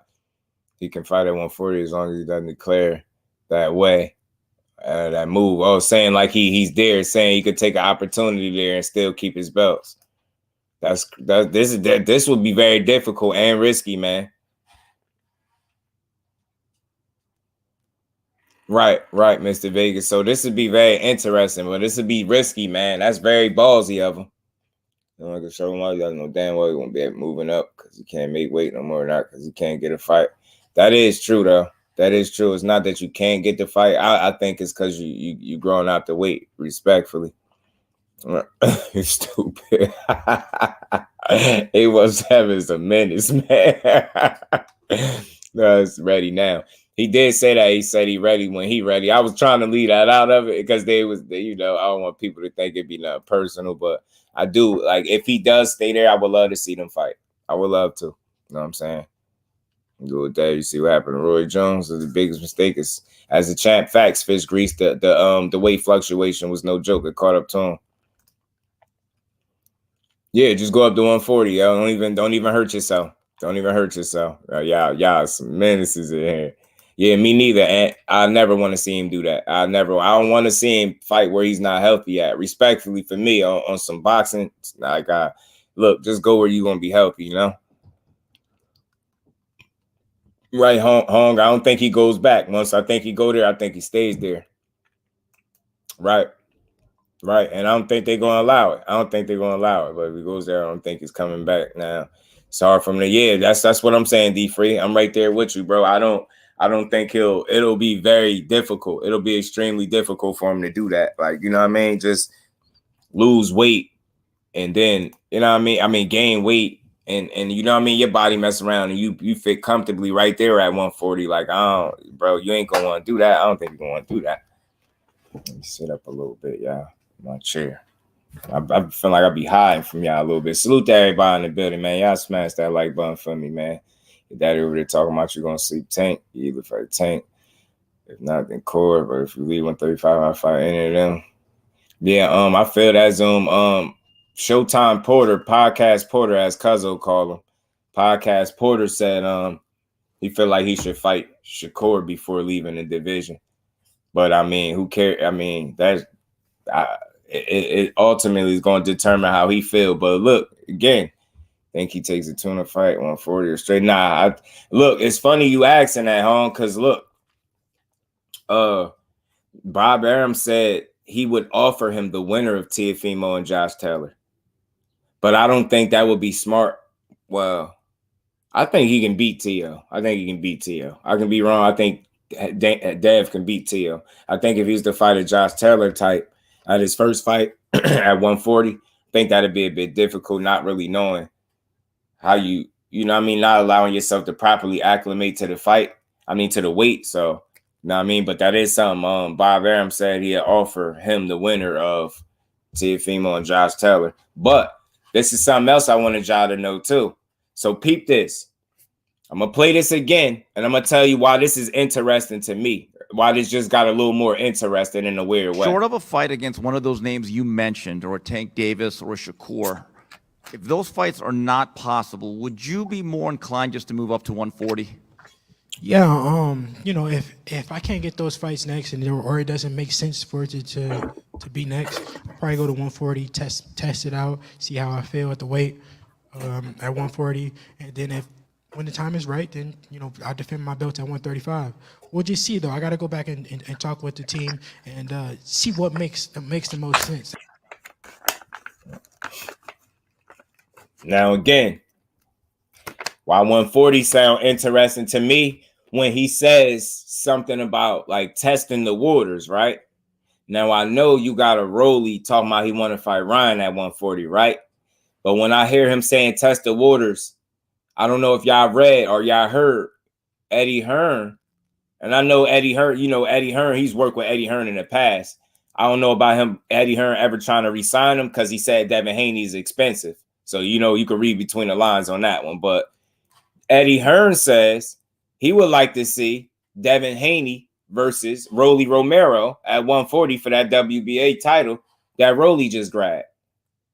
And with him saying that he want to test the waters and Eddie Hearn talking about a potential fight with him and Rolly, I mean, I know those are not his fighters, but that's something a little crazy to think about. I never thought about him ever fighting Rolly. I never thought it, but I mean, who would he test the waters against at 140 is the question. That's the question. Who would he be testing the waters against? Because 140 is dangerous. Said the legs won't hold up.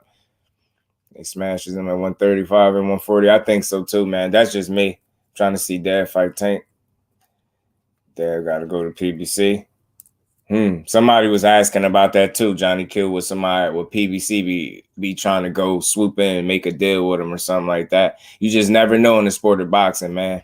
But I root for all these dudes. I just root for us as supporters of this very sport to get all the fights that we want and get our money's worth every time. Said Haney isn't anything without belts. Yeah, he said that too, Hong. I had spoke on that a little bit too. He said the belts are his leverage. When he go to 140, he don't have the, you know, the belts. But that's like obvious that he was saying that. But but when you hear this this clip right here, it makes you think that he's not ready right now to just give up the belts. He's not really willing to give up undisputed, man. He loved being undisputed, man. I ain't mad at him for it. He worked for it, but he loved being undisputed. That's gonna be the question. When is he like if he go up, man, it's gonna be difficult to come back down, bro. It's gonna be difficult to come back down. I just don't see it. I see it. He might go. I don't know what he's gonna do, man, but that's difficult. I can't see him going to have a fight up at 40 and then coming back down to 35. It'd just be crazy to me. Probably wouldn't be the smartest move either. And he's charged Bomax $75 for teacher. yo, 817 is a menace, yo. D1 said, but Josh Taylor brings that relentless pressure. It would be curtains for that, but actually, it'd be a tough fight. You don't sound like he's going for a champion, right? He just sound like he's going to test it. And Eddie Hearn also said, y'all, if it was like up to him, obviously he would offer him Regis Prograis. But he's you know, obviously that wouldn't be a fight that he's looking to make, you know, right now. Not with Regis, not in his first fight at 140. I don't think so either. I mean, like you said, I believe in acclimating to weight classes. I truly do. That's just me, though. I mean, fighters can do what they want, but I'm a firm believer in acclimating to a weight class and not just jumping in there recklessly, carelessly, trying to be tough. You know what I'm saying? You want to be smart. You always want to be smart, man. Just drop a Mania and try 140. Yeah. Got to give it them belts soon. Undisputed isn't worth it. That's what I'm saying too, though, Mr. Vegas. I don't think so either, man. It's not worth his health anyway. I know he worked for it, but the thing is, why I respect it, he's already defended it. You know what I'm saying? He's defending it, so he's defended it already. So,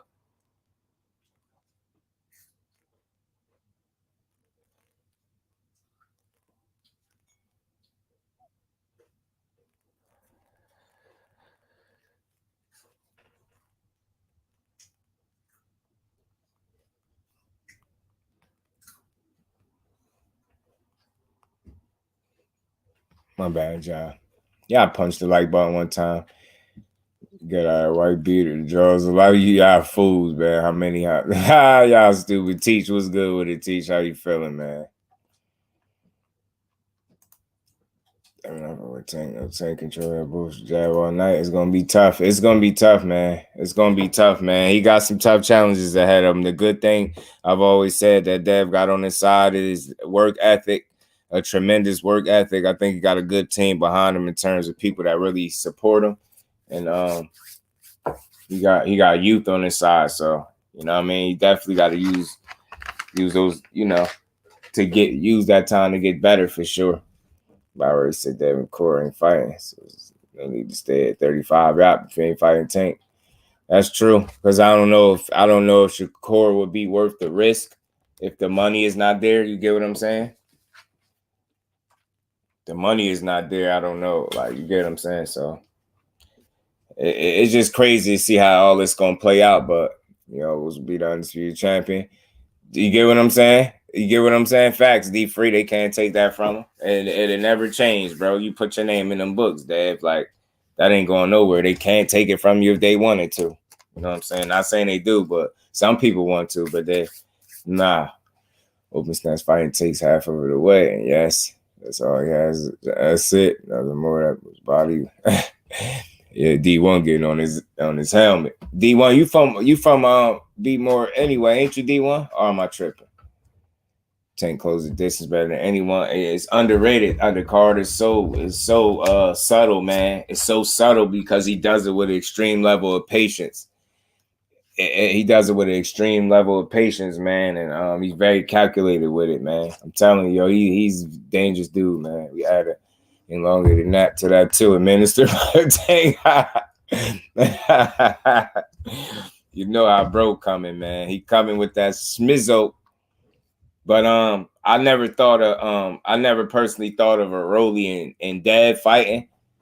But that would be interesting nonetheless. I think Dad would box his head off, of course, but who knows who he gonna go up to 140 to test the waters out against. But again, what y'all think about that? Do y'all think once he go to 140, he done? Like, that's it for 35? Because he holding on to them belts, and rightfully so. He worked for him, man. He ain't trying to make it easy for nobody else.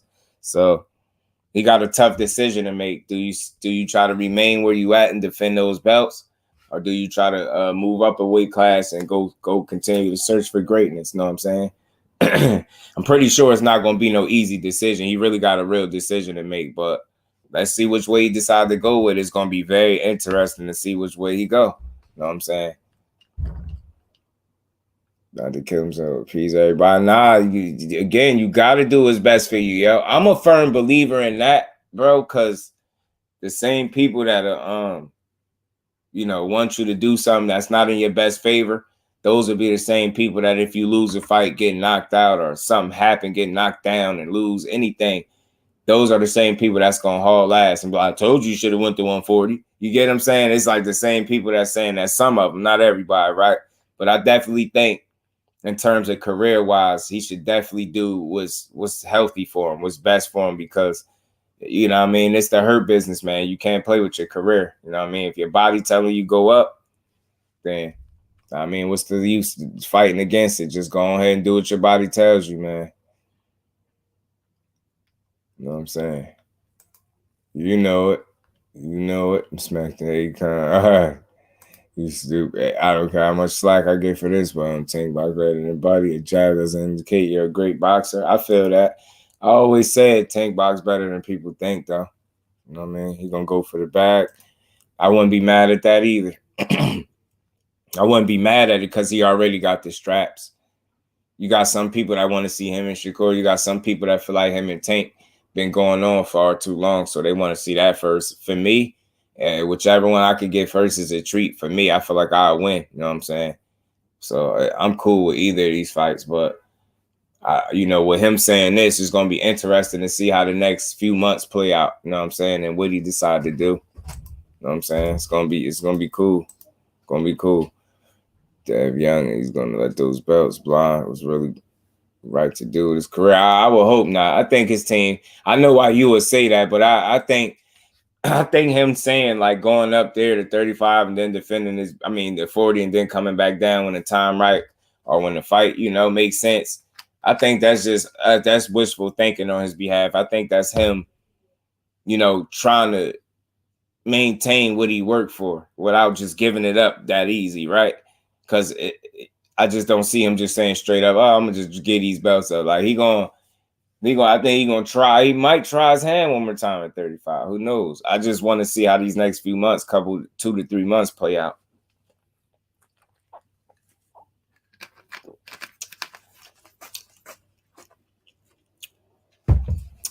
I always say that, man. You could box with them, but they can't fight with him. And if you can't fight with him, it's always gonna be a problem. I want to see it.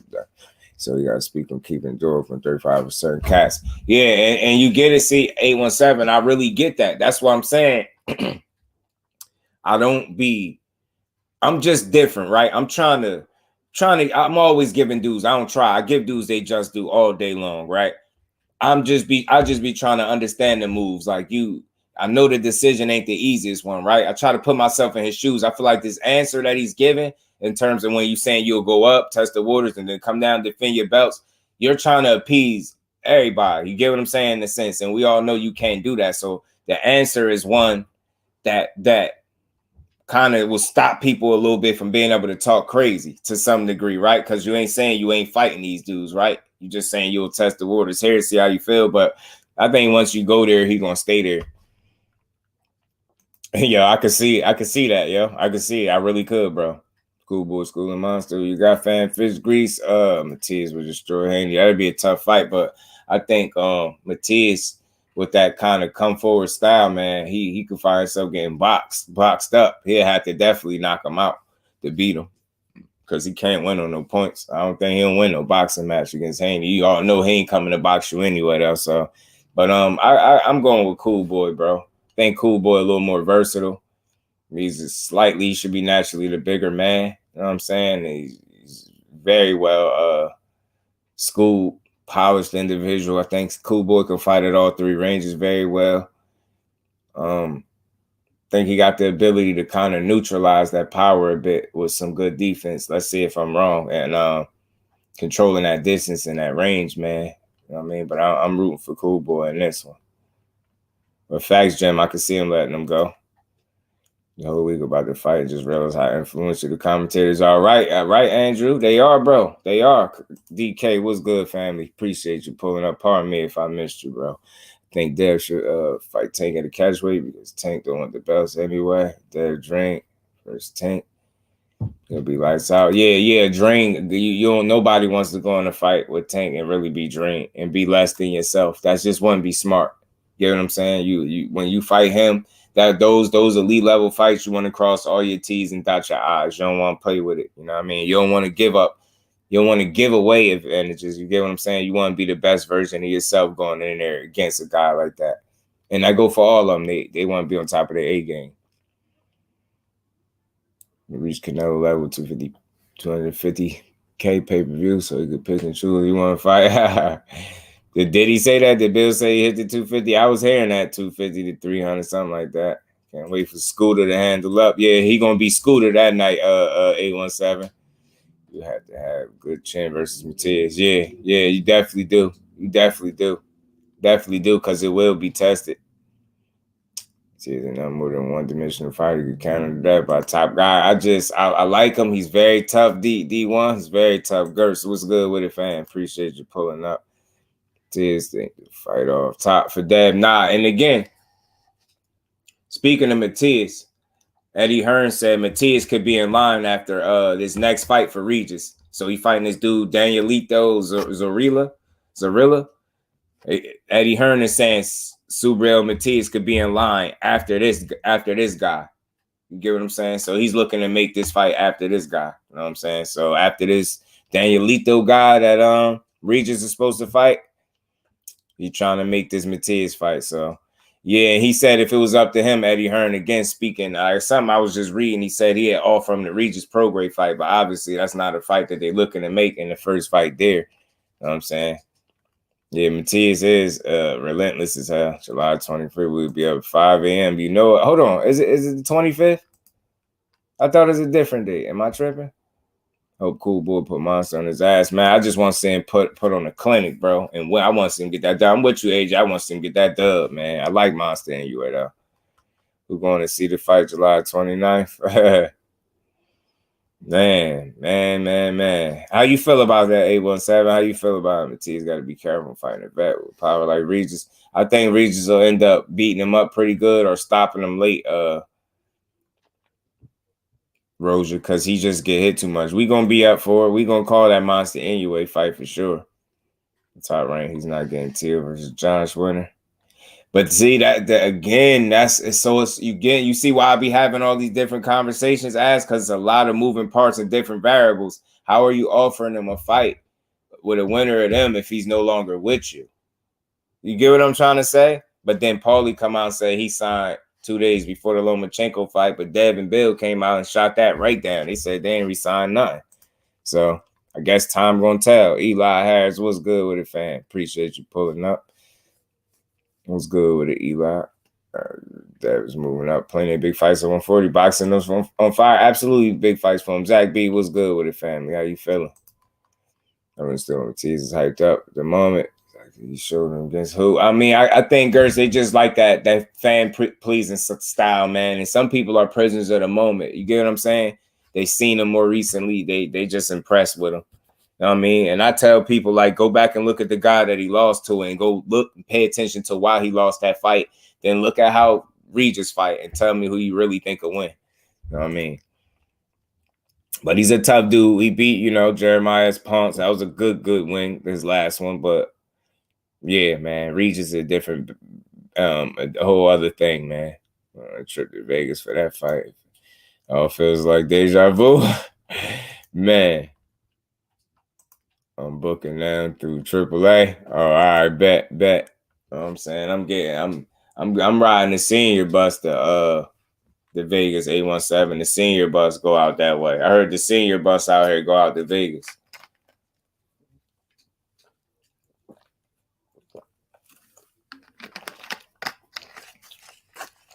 So I'm gonna hit the bus, you know what I'm saying? Yeah, that's what I'm saying, D1, that fan-friendly style. A1 Hoop Zone. What's good with it, Brody? How you feeling, man? Appreciate you stopping through, my bro. My pay-per-view will be ordered as soon as it goes on sale, though. Right. I'm definitely be here to call it. I'd love to be here in the flesh, but I could just imagine the ticket prices. And I'm just a struggling creator. Yeah, man. Pay-per-view, but facts though, man. Well, we may see Regis at the deck for the first time. It's possible. It is possible. Pay-per-view price points, $100 for Bud versus Spence. I already know how they coming. They getting that hundo. In the words of my boy Blue, they doing that hundo. They gonna want that hundo. Matthias' defense, the fight he lost was after he called it out in the ring. With a fighter's respect, he was able to still fight. Yeah, Nah, no doubt, TD, but, just looking at the fight, because he avenged the loss too, right? He avenged the loss and beat dude and stopped him, I believe, in a rematch. I believe he did. But he still was bringing it. I think he just lost because him being defensively irresponsible and him getting caught real clean and the ropes holding him up and they ruled it as a knockdown. I think that was the difference in the fight. So it ain't like he straight just got whooped on and nothing like that. But that brawl mentality caught up to him in that specific fight. And then you see how Jeremiah's Ponce was like lighting him up in that first round. I was like, man, if Regis could tag you like that at will, boy, you're going to be in trouble. Now a lot more L-Dub. Tay told us Parker was in play possibly too. Oh, yeah? And my L-Dub bet, man. I was hollering at Tay the other day. Bob Aram should say something about Paulie comment. Which one, Grand Mercy? Which about they just happy the white guy lost comment? Go to the bar to watch it. Right, I'll be here to call it. I'll be on live, man, getting the people through it. Gotta be there for that one. I would love to be there, man. The etched in stone now. People take their words like it's etched in stone. Right, that's why I try not to do that to my good people, especially in social media era, right? He lost because he just killed a man. He did mentally. It affected him. I think, look, man. That's again, long as I respect anybody saying that, that's an opinion, but that can't be proven as a fact as to why he lost, because he still was bringing it in that fight like he normally do, bro. He just got caught with a shot because the defensive irresponsibility that he showed in every fight, You know what I mean? The lack of attention to detail on defense. That's what I seen. He avenged the loss and beat the dude. So it's not so much about the loss. I'm not gonna say that's why. That's what affected him. That he fought how he normally fought to me. I didn't see like, you get what I'm saying? I just think maybe something could have been on his mind, whatever. But I don't know. I just still in all don't think he beats Regis. He don't got defense to me. He's not defensively sound at all to me. He blocked too many punches. He catch way too many punches on the face, on the chin to me. I feel that. I feel it, but it wasn't like, you know what I mean? It wasn't like he got ran over. It just, I don't know. I remember the fight. I remember Petros and Nanyan, if I'm saying his name right. Petros and Nanyan. He rematched him and got on Buddy ass in the rematch. But I don't know. I ain't saying that didn't affect him, but I'm just not gonna like, he was still there. He was fighting, man. But it is what it is, man. We'll see. I just think he lacks the defense. He got to improve defensively because he get hit way too much for my liking.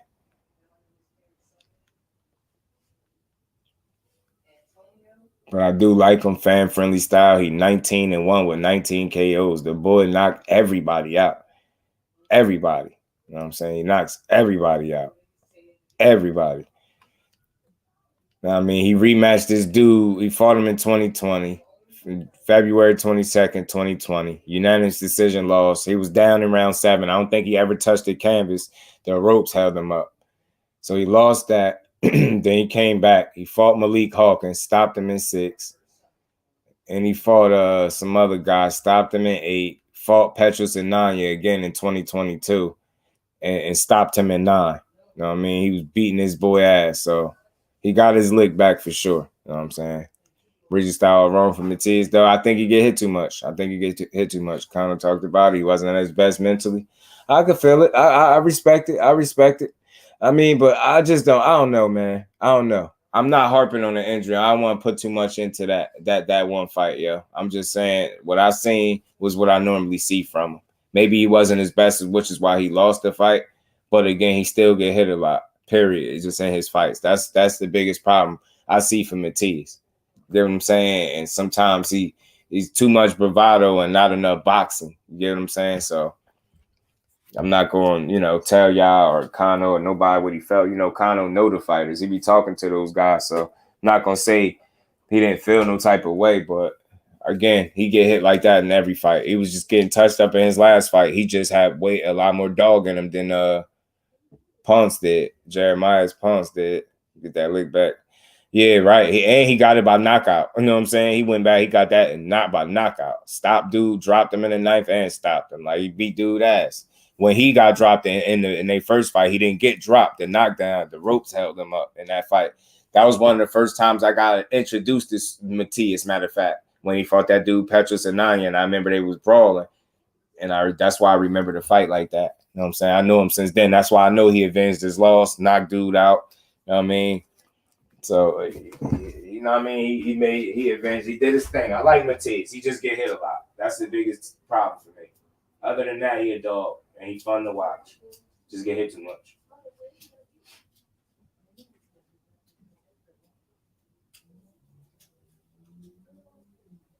But yeah, Eddie Hearn says SUBRIEL Matthias could possibly be next.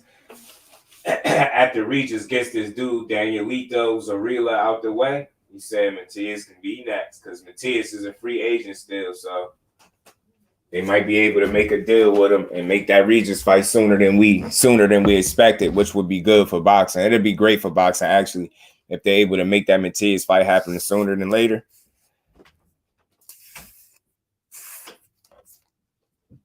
It'll be a damn good fight, damn good scrap. Bring that garbage.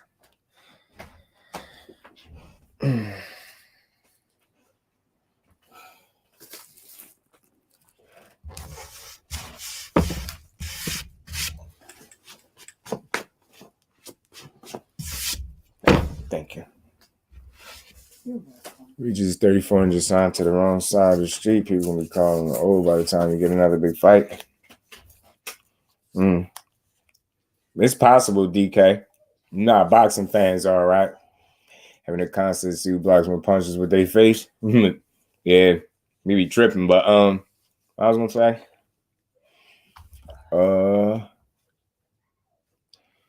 Yeah, just another way to look at it, DK. He did try. I think he tried to make a decision that he felt made sense, right? I think he definitely wanted his money first and foremost. I think he was impressed by the fact that they was able to get him a date fast. You know what I'm saying? Then he also figured had he went with Top Rank, he don't know if some of those same guys would have been there. Like, it made sense. He had a whole interview breaking it down, right? And then one of the main fights people was saying they wanted to see him in was him and Matthias. So with Matthias being a free agent, is already rumored that he could be signing over to the Matchroom anyway. And Eddie Hearn is already looking to secure that fight for Regis as well, because they know that's a fight that makes sense. He want to see Regis get that belt, he said, and he know people calling for it. So it just makes sense. You know what I'm saying? Like, Regis trying to go forward, not backwards. I get that this guy that he's fighting is it's not the quote unquote sexy opponent or whatever you want to call it that you want to see him in there with. But again, as long as the mentality is to get Matthias in there, I don't have a big problem. Salute to the Queen, Miss Joette, for the super sticker. Always supporting the grind, man. Putting the color in the chat. Much love, much appreciation. And we ain't never got a box again. Well. I already been getting these bet, but now it's time for you to get your just do. Much love, much appreciation, man. Salute to you. Tears will hurt Rolly. Yeah, Regis been silly and impulsive, making decisions with promotional companies. In my opinion, yeah, we gonna see, man. I hope it pay off for him, though. I really do. I hope it do. I hope this don't be the reason he don't get fights, because he gonna have himself to blame. But a lot of people, I don't want to say a lot. I've seen some people making a fuss about it, basically making it seem like he's intentionally avoiding smoke. I just don't look at him as the type of fighter to do that, especially after I heard him explaining what he was explaining and mentioned Matthias by name, saying he probably knock him out. So I just hope that that's a fight that's on the horizon. It sounds like that's a fight that they want to make real soon. We just got a hometown fight. It makes sense, right? Right. I'm good. Y'all punched the like button for me. I'm happy for Regis, but I just I want to see the fight stuff too. Definitely want to see it. I want to see a dude get their money, but I want to see them fights. I want to see him and Matthias so people can stop saying he ducking them, because that's annoying. I just want to see the fight so I can see if it's gonna play out the way I thought. And again, it makes sense. It'll be for a unification right now. So why not? Why not make the fight? Why not? Facts, AJ, to be a WBC and IBF, right? Unification is dope. I mean, you got a guy, y'all both only lost once, you know what I mean? So went on to, y'all ain't lost since y'all lost type deal, you get what I'm saying? All y'all do is win. Y'all both come forward to hurt people and knock people out. So got a ton of knockouts between the two, no doubt. Matthias won't be hard for Regis to find at all. You know what I'm saying? That'd be the problem. I think Regis can do both. He can fight and box, and I think he's shown that. So I just haven't seen much boxing from Matthias. Like, he really like to get in there and just hurt you. And it's fan friendly and it's very effective. But again, Regis is like the polished version again, I guess, in a sense. Like, he's the more polished guy to me. And I think that's why I give him the edge. More polished, more battle-tested, more experienced, things like that. You know what I'm saying? So, we'll see. Next fight got to be a relevant name, though. Yeah. So what's the name? It's Danielito Zorrilla. Liam Paro fell out due to an injury, so they replaced him with a guy that dude only got one loss, but his loss was to Arnold Barboza. Zorrilla, the dude that he fighting on, I think it's the 17th. So, but he's saying again, if Eddie Hearn ain't bull driving and he ain't just trying to save face because of the lack of opponent that he got, the lack of name opponent. But again, he did say it on short notice. It was going to be hard to get a named opponent in there. They tried. I think he said they tried about 5 times with Arnold Barboza, and none of it worked out. So it They wasn't going to be able to get a big name in here on short notice like that.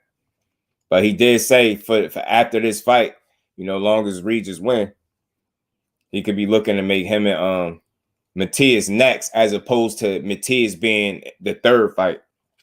You know what I mean? For Regis, which would be good because say if Regis come out and beat this Danielito dude, right? William Old School, salute, brother. Appreciate you pulling up. How you feeling? Say he beat this, you know, Danielito ZORRILLA dude, right? And they make Regis and Matthias. So he beat him Matthias. That still leave room for him to make another big fight within 3 fights. I'm just looking at it, had the glass half full. Just thinking if they are able to pull that off. If Regis win the fight they got lined up for him now, you know what I'm saying? Put him in there with Matthias in the second fight, and maybe he get even bigger fight in the third fight. Who knows? You know what I'm saying? Or another title fight. So we'll see. The thing is, can Regis take Matthias? Constant power. VYSE Boxing 68. Salute, fan. Appreciate you pulling up. I don't want to butcher the name. But that is a good question. But I think it's fair. It's a good question on both sides, though. I think they both truly heavy-handed guys. You know what I'm saying? I don't think neither guy want to be on the receiving end of the other guy's punches too often. And I think Regis he pays attention more defensively. He's more responsible on the defensive end than Matthias. So he can make you miss, make you pay. He can get his head off the line. He can box and move like you've seen Regis do these things. Matthias just going to try to come. You know what he coming to do. He coming to hurt you. And Regis usually does the same, but I think he's more strategical or something. He's more strategic, should I say, with the way he goes about it, in my opinion, Regis is. I've seen him be more versatile in there. I've seen him, you know what I mean? I've seen him show more dimensions in there. So we'll see. You know what I mean? I've seen him be tested more, things like that. So Matthias got a motor on him, but his defense is just lacking. Right. That's his biggest issue. That's his biggest issue, the defensive end. And you know, and switching it up. Like, your toughness don't have to be on display the whole fight. You don't got to be in the fire the whole fight. Every fight don't have to be a war or a brawl. That's what Matthias' problem is. For me, that spells for a short career, or it gets you knocked out, especially when you go in there with a guy that's punching like you. And him and Regis would be like 2 trains on the same track, man. Both of those dudes would be chucking leather. And there would be no shortage of power punches thrown that night. You know what I mean? And I feel like, you know, I just seen a bit more versatility from Regis at this stage.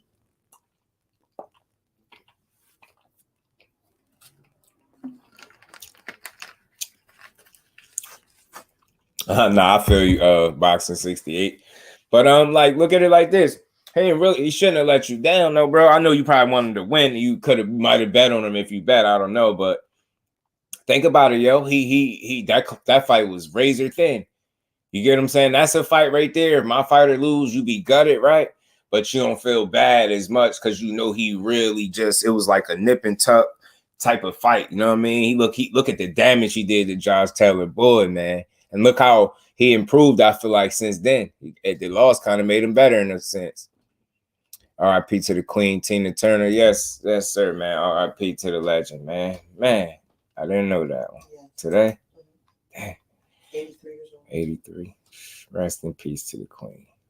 Devin doesn't pick up some power at 140. Big travel to me, have areas at 140. Right, well, I think naturally, like I always said, I think he killing himself to make that weight anyway. I think moving forward, you know, I think just having to cut less weight, he'll be a bit stronger. You know what I mean? I think he'll be closer to 100%. And that's something that, you know, for me, I'm willing to kind of point out as a possibility too that many people ain't speaking on, and I'm not using it as any excuse to how he looked, his performance. It's a good chance that the win that he got over Loma wasn't even him at 100%. It's a good chance. Like, it's a good chance that, you know what I mean? It's a good chance that the performance we just seen from Dev Saturday wasn't even him at 100%. It's a very good chance. And you know why I said that? People were making that big deal. He took 3 times to make the weight, right? So one could argue that it's potentially that wasn't even him at 100%. And, you know, with him having to cut less weight and deplete himself, you know what I mean? Not as much. I mean, he'd probably be a little stronger at 140. It's possible. It's not a foregone conclusion that he won't be, right? Now, I don't say he just turned into no puncher, but again, he don't really, you know, he don't got to be no concussive puncher to be successful. You got to be able to give people respect. I'm a firm believer in that, though. You can't get the respect of your opponent, you better be able to box your ass off. You know, he can box his ass off, but still at 140, you want to be able to gain the respect of those people up there because I had a huge crushing team to punch that was crazy for both, right? Right. Dante Hall Boxing Talk. What's good with it, fam? I don't think it's good. Move up and back down. Me either. Mr. Mechanical, what's good with it, bro? We'll find some power 140. I'm hoping he has man strip coming. I think it's possible. GM salute, fan. Appreciate you pulling. I think every champ at 140 whoops Devin. Seth Rowley, GM. Seth Rowley and Eddie Hearn said he want to see Rowley versus Devin Haney next at 140 for the belt, for that belt that he got. Right, she was, and facts, sharp puncher, right? And you got to be able to get that respect. You know what I'm saying? And just that. You ain't got to be able to knock everybody, but you got to make your guy be able to respect you, hesitant, second guess some things in there. You know what I'm saying? To give yourself some breathing room. For God just walking through everything and nothing's bothering him, that gets scary for you up there at 140. But I ain't saying that's gonna be the case, but you know, definitely punch placement. Like that's what you saying, and sharp puncher, like you want to place them punches the right place at the right time. You know what I mean? Just be an efficient puncher, make it count, make the punches count. Cause you got some real dogs up there at 40, for real. Some real dogs, but it'd be interesting to see, man. It'd be interesting to see. Like I said, I didn't know if y'all caught this little clip. I happened to catch it. Him being at 140 makes sense right now. But instead of testing the waters out, I think what he needs to do is just go acclimate to the weight class properly and then go for the smoke. I mean, get you a couple good get your feet wet type of fights and go right for the smoke, or unless you got other things in mind, you know what I mean? But I think that's fair. Go and get your feet wet up there, see how you feel, and go for that smoke once you get there, bro. Go for the smoke. You twin guys shots too, like you said, right? Placement, yeah, facts. You gotta be willing to. Got to. Question, dude, was you in the boxing voice before? You said for me, nah. Salute to you, bro. Nah, I wasn't in the boxing voice. Salute to the boxing voice, though. They called me the voice, but I ain't been on the boxing voice, though. I really think Hitchens the best pure boxer at 140. He is slept on, Dante. He is, bro. I've said this for a while, but people seem to think Hitchens can't put it all together. But I think in his last performance, that was one of his most complete performances, period. You know what I mean? The only thing he didn't do was get a knockout, but I think John Bowser was just tough as nails. He refused to quit. He was undefeated too. And he wasn't trying to go, you know, losing was one thing, but he wasn't trying to get knocked out too.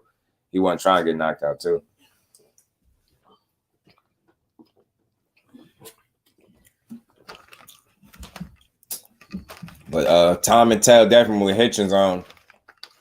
You seen the him and Montana Love next for July, right? July 15th. Hitchens and Montana Love, July 15th. They ready. So one was the last fight with Tank. Told y'all he cashing out. He definitely retired to get put to sleep. Yeah, nah. He a knockout loss from Tank. I think he retires. Yeah, RIP to the queen, to the legend, Tina Turner, man. Athletic Mind. What's good, my guy? How you feeling, Brody? Appreciate you pulling up. What's good with you?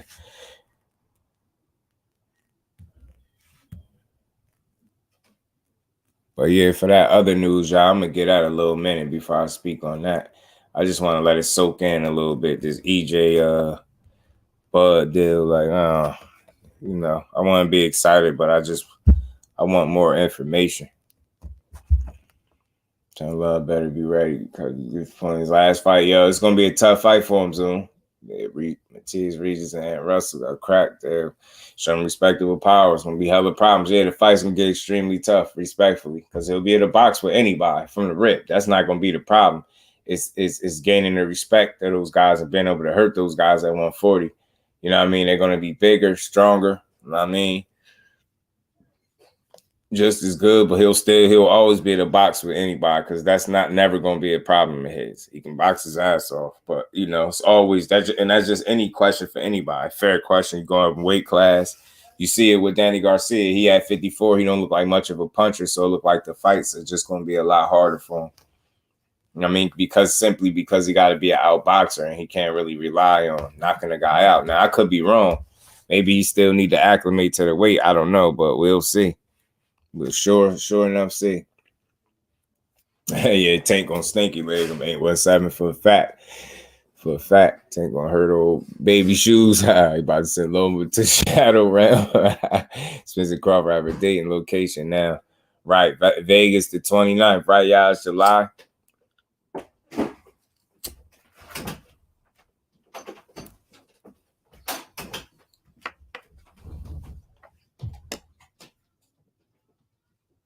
July 29th, I believe, right? Did they say Vegas? Oh, T-Mobile Arena, did they say? They ass is being subtle, posting shirts and pictures and stuff.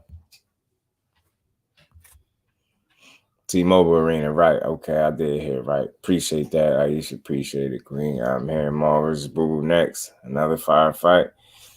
Right, man. Look.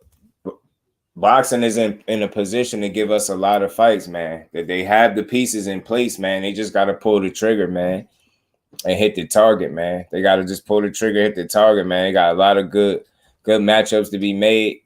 Seem like dudes got a lot less diva in them nowadays. Some guys, anyway. So I just hope this leads to the fights that we need. Need some tickets. Zoom trying to be there in the flesh. He said, hell with that. You need to see that joint. I feel you. I definitely feel you.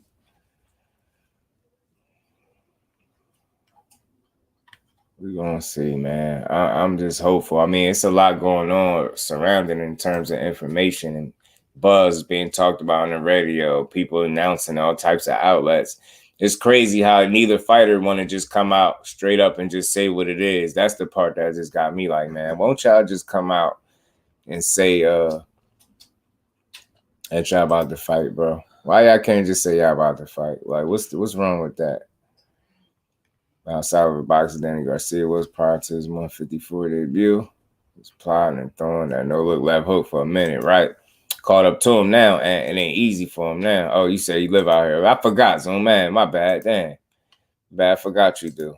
Yeah, you got to try. Hell yeah, Miss B. Salute, Queen. Appreciate you pulling up. Wisdom, bless the leaders to the path of success. Salute to you. Appreciate you. I have no faith in Crawford showing up. I think he will, yo. I think he will. I'm be in the building for sure. That's what I like to hear, man. Mm-hmm. See, Shower, you got that optimistic energy like me, man. You be thinking that it could happen. Whereas Lorenzo, and he won the fight, right? I agree. I think so too. Wish you could be there to watch Spence beat his ass. Dude, anyway, versus Fulton. Got the hometown guy, Fulton. Yeah, I'm going with Fulton, man. More versatile. Think he could box at all three ranges. I think when you look at some of his fights, you've seen him win a multiple different ways. You know what I mean? By getting his job done. You've seen him work in the inside and win a fight that way. Pretty much beating the guy at his own game and Brandon Figueroa. You seen how he beat Daniel Roman. Like, he just completely outclassed him. So it's like he continues to show you how versatile he is. He just got to be smart, man, because I got a feeling anyway still going to have some thump with him. I think he's a natural puncher, so I think he's going to have some power. I think he just got to prepare for that. Don't fall asleep with the will. Anyway, has some versatility of his own. He can fight. He can be a bit, comfortable in there with the power, but we'll see. You know what I mean? Yeah, it ain't nothing like it at all, bro. Like, make it down there. We all going to be there. Man, that's a fight I need to see. I ain't gonna lie. Cool, her job. Man, I'm telling you, I think he got the skills to pay the bills, bro. I do. I really do. Think he got the skills to pay the bills. You got Fulton too, yeah, man. I rock with Fulton. I like what I see from him. I like his skill set. I like the fact that he's never took the easy route, and he still don't get the respect he deserves. That boy got 9 undefeated opponents on his resume. He only got 20 fights. So almost 50% of the fighters on his resume are undefeated.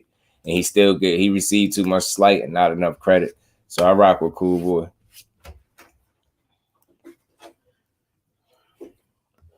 100% I rock with him, man. He's one of the ones that I watch heavy. Like boxing about to give us the golden age. I'm telling you, Dante, bro. I'm telling you. That's why I was saying just be patient. I think year 2023 going to reveal a lot of things, man. And I think we're going to get a lot of fights. We might not get them all, but we can get most of them. I'm cool with them odds, bro. I'm cool with them.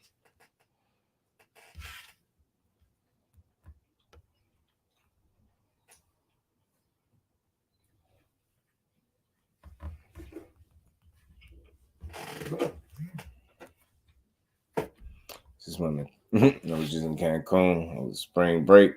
Man, I hope you enjoyed it, folks. So look to work inside anyways, most effective from range. Yeah. The last thing he want, Ant, is to be at the end of anyways punches, because that dude generates some real power. He's naturally heavy-handed. You can see it. You definitely can see it.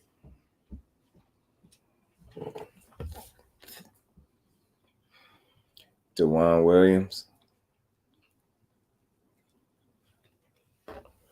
Well, weight class anyway, too small. Yeah, some people feel like that too. I know Fulton got the reach advantage. You gotta use that reach. You got some long arms too. You know what I mean? Stay smart, stay switched on defensively all night, and go fight your fight.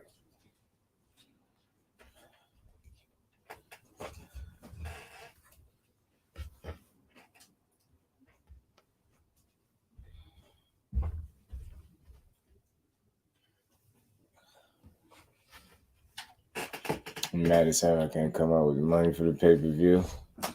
But we watching that pay-per-view, Will. We gonna have that money. We all gonna have that money. We all gonna make sure we see that joint. We gonna all make sure we see it.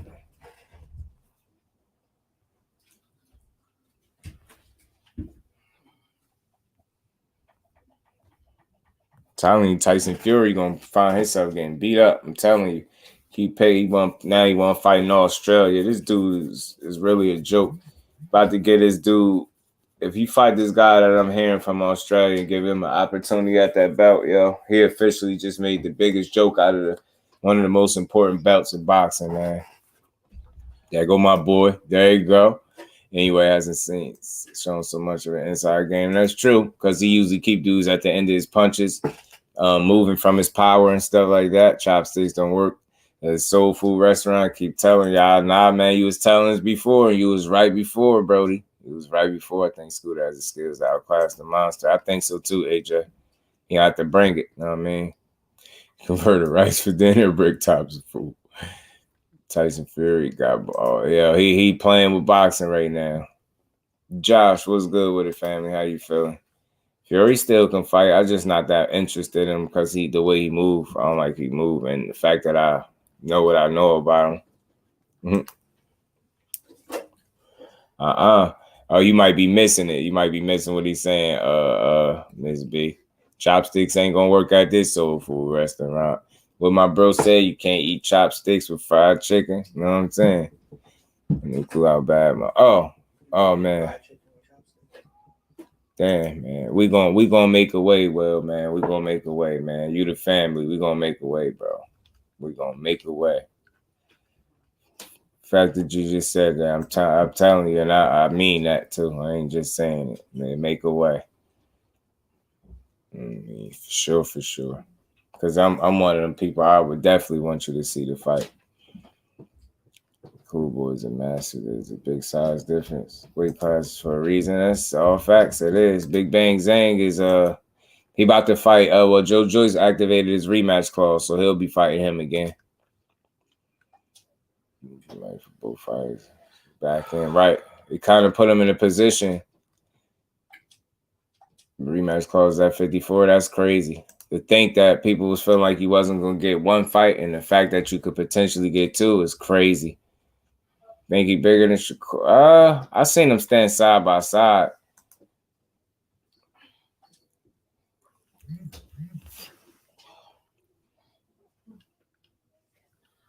It's not even gonna be a close.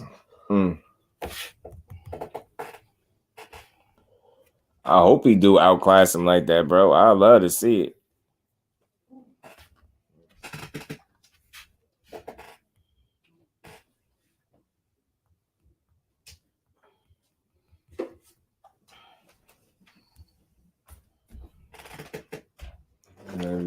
Yeah, man. I'd like to see Cool Boy. Cool Boy's gonna wear his little dude out. Yeah, he just might, bro. He just might. But I want a couple things I wanted to bring up before we get up out of here, man. Y'all make sure y'all smash the like button. Emmanuel Navarrete and Oscar Valdez is set for August 12th. I believe they said. Did they say Glendale, Arizona? But I believe that's set for August 12th. Who y'all got? Who y'all got? Valdez or Navarrete? Who y'all got in that fight? I think that's gonna be a hell of a fight, man. Navarrete be throwing them uppercuts from the basement. I swear he be throwing them Mortal Kombat uppercuts, man.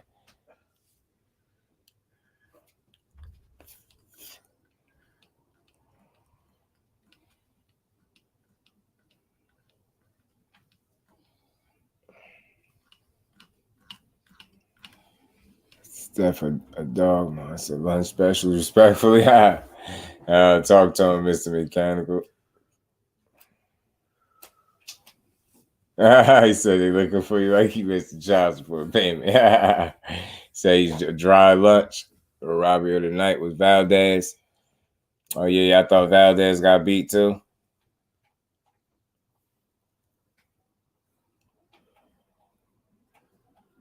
Yeah, Valdez got out hustled a bit, for sure. I think he got a lot of credit for the power shots. Obviously, you know what I'm saying?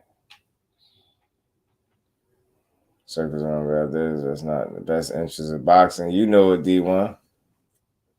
Got Navarrete messing up Valdez bad. Punches at angles Valdez won't see coming at him. Telling you that's going to be a tricky fight. I could see him trying to catch. I think that's how he's going to approach that fight. I think he's going to try to catch Navarrete in between punches and try to knock him out. I think that's his best shot. I think if the fight going to the cards, I think it get tricky for Valdez. I think Navarrete can outpoint him and outwork him. Valdez is like Canelo to me. He don't throw a lot of punches. And he throw a lot of hooks and we throw a lot of power punches. He do got a pretty heavy jab when he stay consistent with it through the hood. So you got Navarrete. I can see Navarrete definitely pulling off this fight.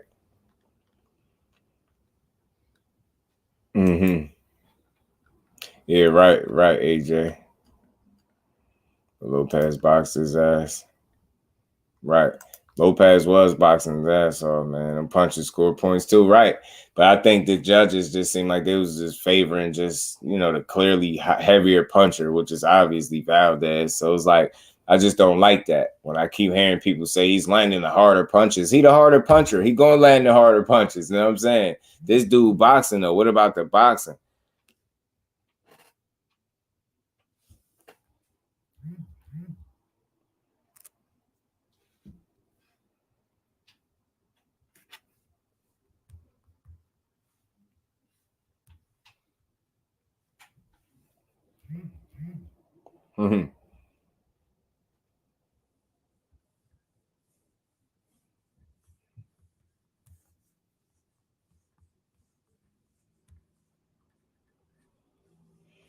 He said, I can't fight him.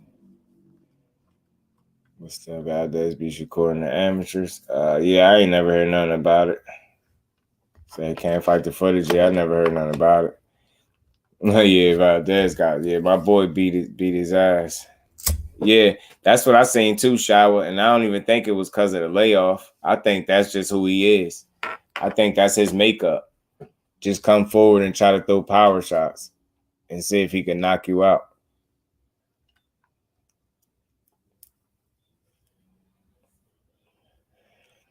He says he's grade A material to catch that left hook. Yeah, he's defensively irresponsible too. Loading up. You could see it coming. Facts you could. Knocking them out. Yeah, they ain't gonna have to look for each other. They fight though. August 12th, y'all. Valdez getting parked. Lopez let the crowd bully him into trying to fight a different fight, and it cost him. Yeah, wasn't he 817? He was engaging too much, wasn't he? He still was doing. He did a great deal of boxing, but he engaged too much.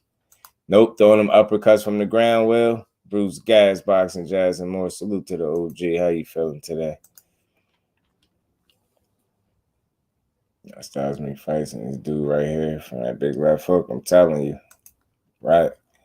That's what he gonna be looking to set up. That long uppercut be pissing me off, bro. D1, that uppercut come from the basement. He throw them Mortal Kombat uppercuts from the ground, bro. I'm telling you.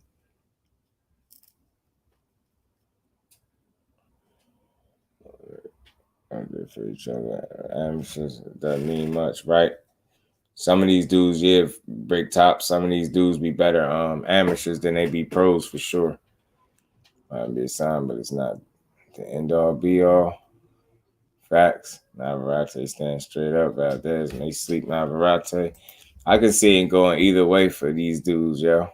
But I know Valdez is going to be looking to counter him and punching between his shots. I can see it now.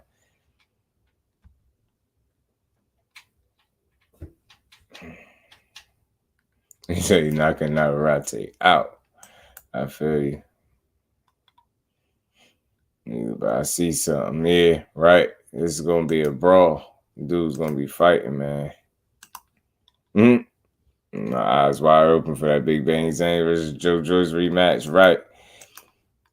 Right. Somebody got to keep their eye open just in case Joyce joint get closed again. You know what I'm saying? He better keep both of his eyes open. You know what I'm saying? He better keep he better keep both his eyes open for this fight. You know what I mean? He better keep his eyes open this trip because he can't. He get his eye closed up again. He gonna be in some big trouble. There's one of the best things in boxing, and Navarrete is right there the whole time. Trust me, he's gonna sleep. He could, because he do get hit. It's gonna be interesting to see how he deal with that power when them shots land.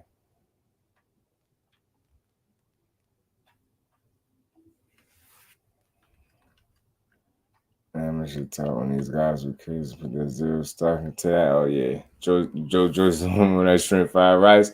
Yo, 817, he activated his rematch clause. He going right back to it, yo. Guess he didn't get enough.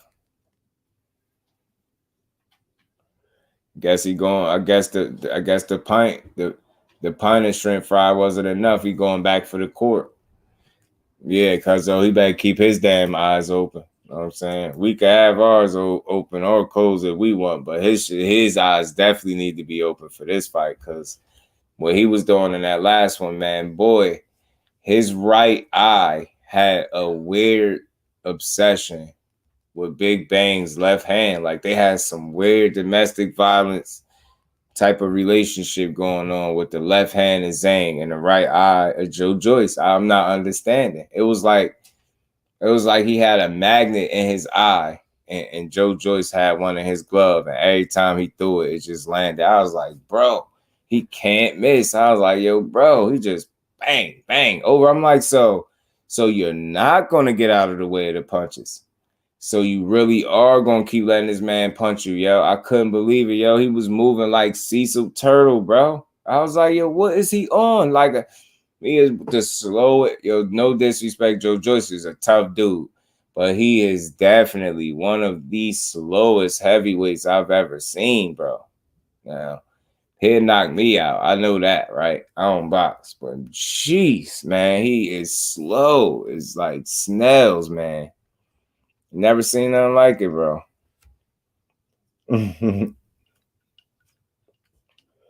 Right, yo, Ash, cuzzo, man, he's super slow Joe is the thing, man. He really slow Joe. LWBoxing, what's good, bro? How you feeling? Appreciate you pulling up. Man, straight down the pipe, yo. I'm like, so you not gonna you grab him and hold him, do something, yo, sweep him. Do one of them capoeira leg kicks or something. Do something, bro. You're gonna stand in front of that man and allow your right eye to get abused at that level, bro, man. I was like, at this point, I was like, it was getting to the point where I was thinking, like, how many more punches could that eye take before the orbital bone just say, you know what, I'm not holding his eye no more, and just let your eye just, you know what I'm saying? It wasn't the only thing that kept Joe's eyeball in his socket was the swelling. If it wasn't for that swelling, that boy eye would have been on the mat somewhere the way he was letting him punch him in the eye. Telling you, Mr. Mechanical, it was brutal, bro. It was brutal. You faster than butterbean, no? His face, man, he tuned him up real quick. Joe's face started looking crazy, bro. Telling you, yo, he was moving like his batteries was dying or something. I'm like, yo, bro, what's up with him? You know how you got a toy and the batteries be dying and the toy moves slower than it's supposed to? That's how he was moving, like a half-charged toy, a toy with dead batteries, bro. I'm like, this man is wild. Like, this is the wildest thing. Appreciate you, man. Appreciate you, Jim, as always, my bro, man. You don't work too hard over there on him, Brody.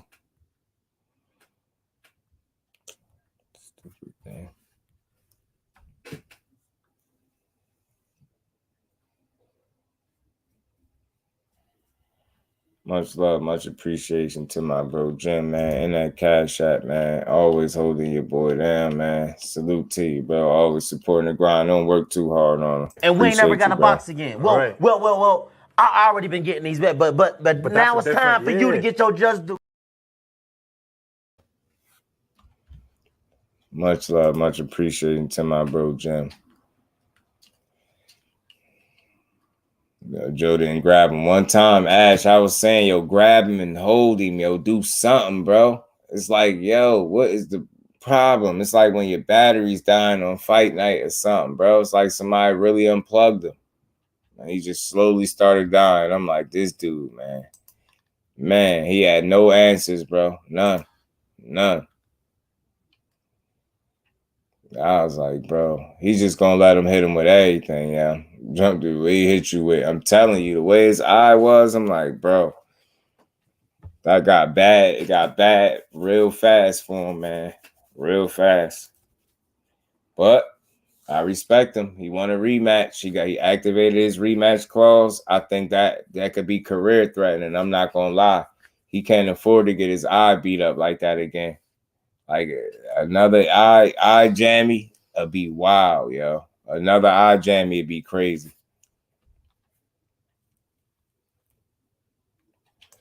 So you look like boy gonna eat the cake. So his ass behind that couch. Right, I'm telling you. Appreciate you, D1, as always, man. Salute to you, Brody. Appreciate you.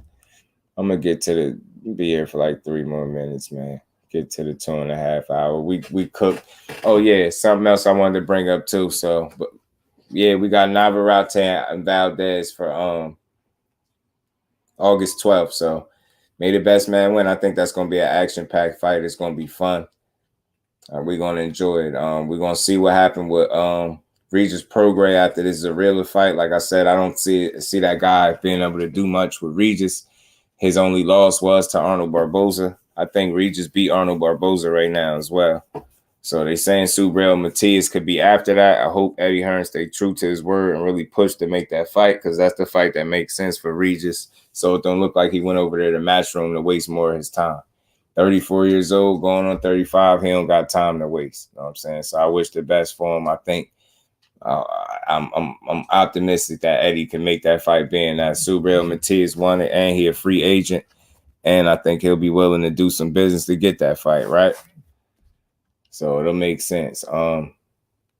Katie Taylor and with them dollar store batteries, I'm telling you, bro. Yeah, I don't know what they was telling them, Ash, but it wasn't working. Yeah, I respect the hell out of them for sure. We probably told him you're doing good, man. You're doing good. Mm-hmm. It's like just try getting your head off the line a little bit. Yeah.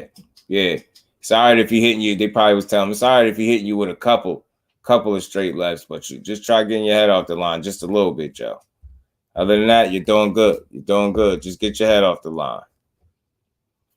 Boy, cracked that boy with so many left hands, bro. Yeah, I'm telling his jab was ineffective. His combinations, he looked like a little kid fighting his big brother, bro. He like a little kid. Katie the neck Taylor. Or learn how to parry. Yeah, he gotta learn how to do everything defensively, Josh. Or he ain't gonna work. It ain't gonna work. Move your head, Joe. I'm trying. Joe was just getting, man, stiff, yo. Stiff as hell, man. I was like, this got to be the slowest heavyweight in the history of sports. It's no disrespect. He's slow and steady, but once he start grinding you down, he get you. But that's a slow guy, man. He is a slow dude. So yeah, she got that neck. But yeah, so Katie Taylor and Chantel Cameroon, right? You know, we seen they fight. We seen Katie Taylor go up to 140. She dared to be great. I do respect it. She didn't acclimate to the weight. That's why I said I'm a firm believer in acclimating to the weight. But she ain't in that. She's not in a position to do that. And on top of that, it wasn't like she was planning on campaigning at 140. So she ain't had that luxury. So she went right up there to 140 for the smoke. She fought the undisputed champion up there and undefeated Chantel Cameron. And she lost. You know what I mean? She got outclassed in that fight. She got out-hustled. I think the weight could have been an issue. You know what I mean? Who knows? But I think Chantel Cameron had an answer for everything Katie Taylor had that night. And you could tell maybe her age is catching up with her. Who knows? But as I read earlier, establish the jab, Joe. Yeah. You got to be specific. Establish your jab, Joe. Don't let him establish his. Like, establish your jab, Joe. Joe, like, huh? I thought you said establish the jab, not his jab, Joe. Don't let him establish. You establish your jab. Don't allow him to establish his. You allow him to establish the jab, the straight left hand over and over and over again. You allowed him to establish combinations. You took it too far, man. He took the advice all wrong. But yeah, so Chantel Cameron, she had an answer for everything Katie Taylor had for her at 140. And, you know, as I read today, Chantel Cameron is not only interested in a rematch, but she's interested in a rematch at 135. She said she don't mind going to 135 for a rematch. That's where Katie Taylor is her best. That's where she is undisputed. So that would be very entertaining. I think it would be exciting to see if she'll actually do it, but she's already on board. She said with doing it. That'd be very brave for her to go down and challenge Katie where she's comfortable, and it'll be very risky. That's another risky fight because she already beat her once. It's not for sure that she'll beat her down at 35. You get what I'm saying? So it'll just be another risky fight for Katie Taylor. Like I said, I respect her if she take the fight, but I think it'll be tough for her either way. You know what I'm saying? I didn't think Cameron was going to get a decision where they was at Katie's homecoming, but she did. And the fact that she was able to get a decision on Katie's territory in her backyard, I think she can beat her no matter wherever they fight. And I think if they go to 35, I think she can beat her there because I think styles make fights. I think she got the perfect kind of style for a Katie Taylor. Take a punch that good. His brain ain't that. Yeah, man. Yeah, he gonna shorten his career with that. She can't box. Katie Taylor. I thought Serrano won. I thought Serrano won too. She can box, but she just that fight. I thought she lost. Like she just be getting caught up, and she getting older. And I think the other ladies are catching up to her, and the fights are just gonna get a bit more difficult for her moving forward, despite who she getting in there with, because she's a champion. She's an undisputed champion at 35. It's her first loss. She only gonna fight quality fighters, so I think she got a tough out no matter who she fight. That 1-2-1, she only gonna last so long. She had an answer for that all night. 817. She wasn't going with that. She had a harder 1-2 for her 1-2-1. You know what I'm saying? She was coming with it. She was coming with it, bro.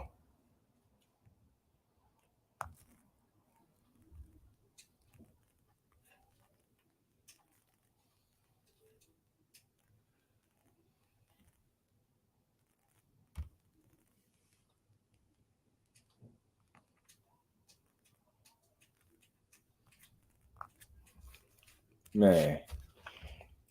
Some Red Bulls instead of water. He's still taking 15 hours to dodge. I'm telling you, bro. I don't know what that man. He moved like he got molasses in his system, but salute to Joe Joyce, man. Salute to Joe Joyce for going out there trying, for activating his rematch clause, being willing to step back into the fire. I think it's a risky fight. It could be a career-threatening fight for him. Like, you know, back-to-back losses could really hurt him. But we'll see. We'll see what he's able to do, man. I mean, it's going to be tough, though. It's going to be tough. But, man, salute to everybody in the building, man. Much love, much appreciation to the fam. Salute to everybody in the Cash App, Super Chats. Salute to my family, man. Another dope build in the books. Man, maybe we revisit this Crawford and Spence situation tomorrow, man. Maybe. Man, until then, but let's see what Dev does moving forward. Like I said, it'd be interesting to see him test the waters out at 140. Like I said, I think once he goes there, he's staying there. I could be wrong. You've seen stranger things in boxing, right? I can't predict the future, but I think it'll make more sense for him to stay put once he actually gets there. But like I said, maybe they got something else in line, and we're gonna see. We're gonna see what happens from here moving forward. And like I said, you got Navarrete and Valdez for August 12th. July 15th, you got Hitchens and Montana Love. You got Christina and Alicia Baumgartner, the only female to beat her, facing off. So that's going to be another good card. I think the next big fight is June 10th. I think that's Teofimo and Tyler. So, you know, June 10th would be right here. We're already at the end of May. So that'll be right here. So y'all stay tuned, man. And y'all make sure y'all smash the like button on the way out.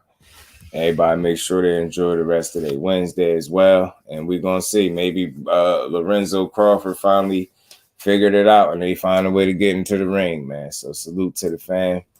Much love to everybody. Salute to the queen, Miss Joette. Peace out to my bro Will, Mr. Mechanical 817.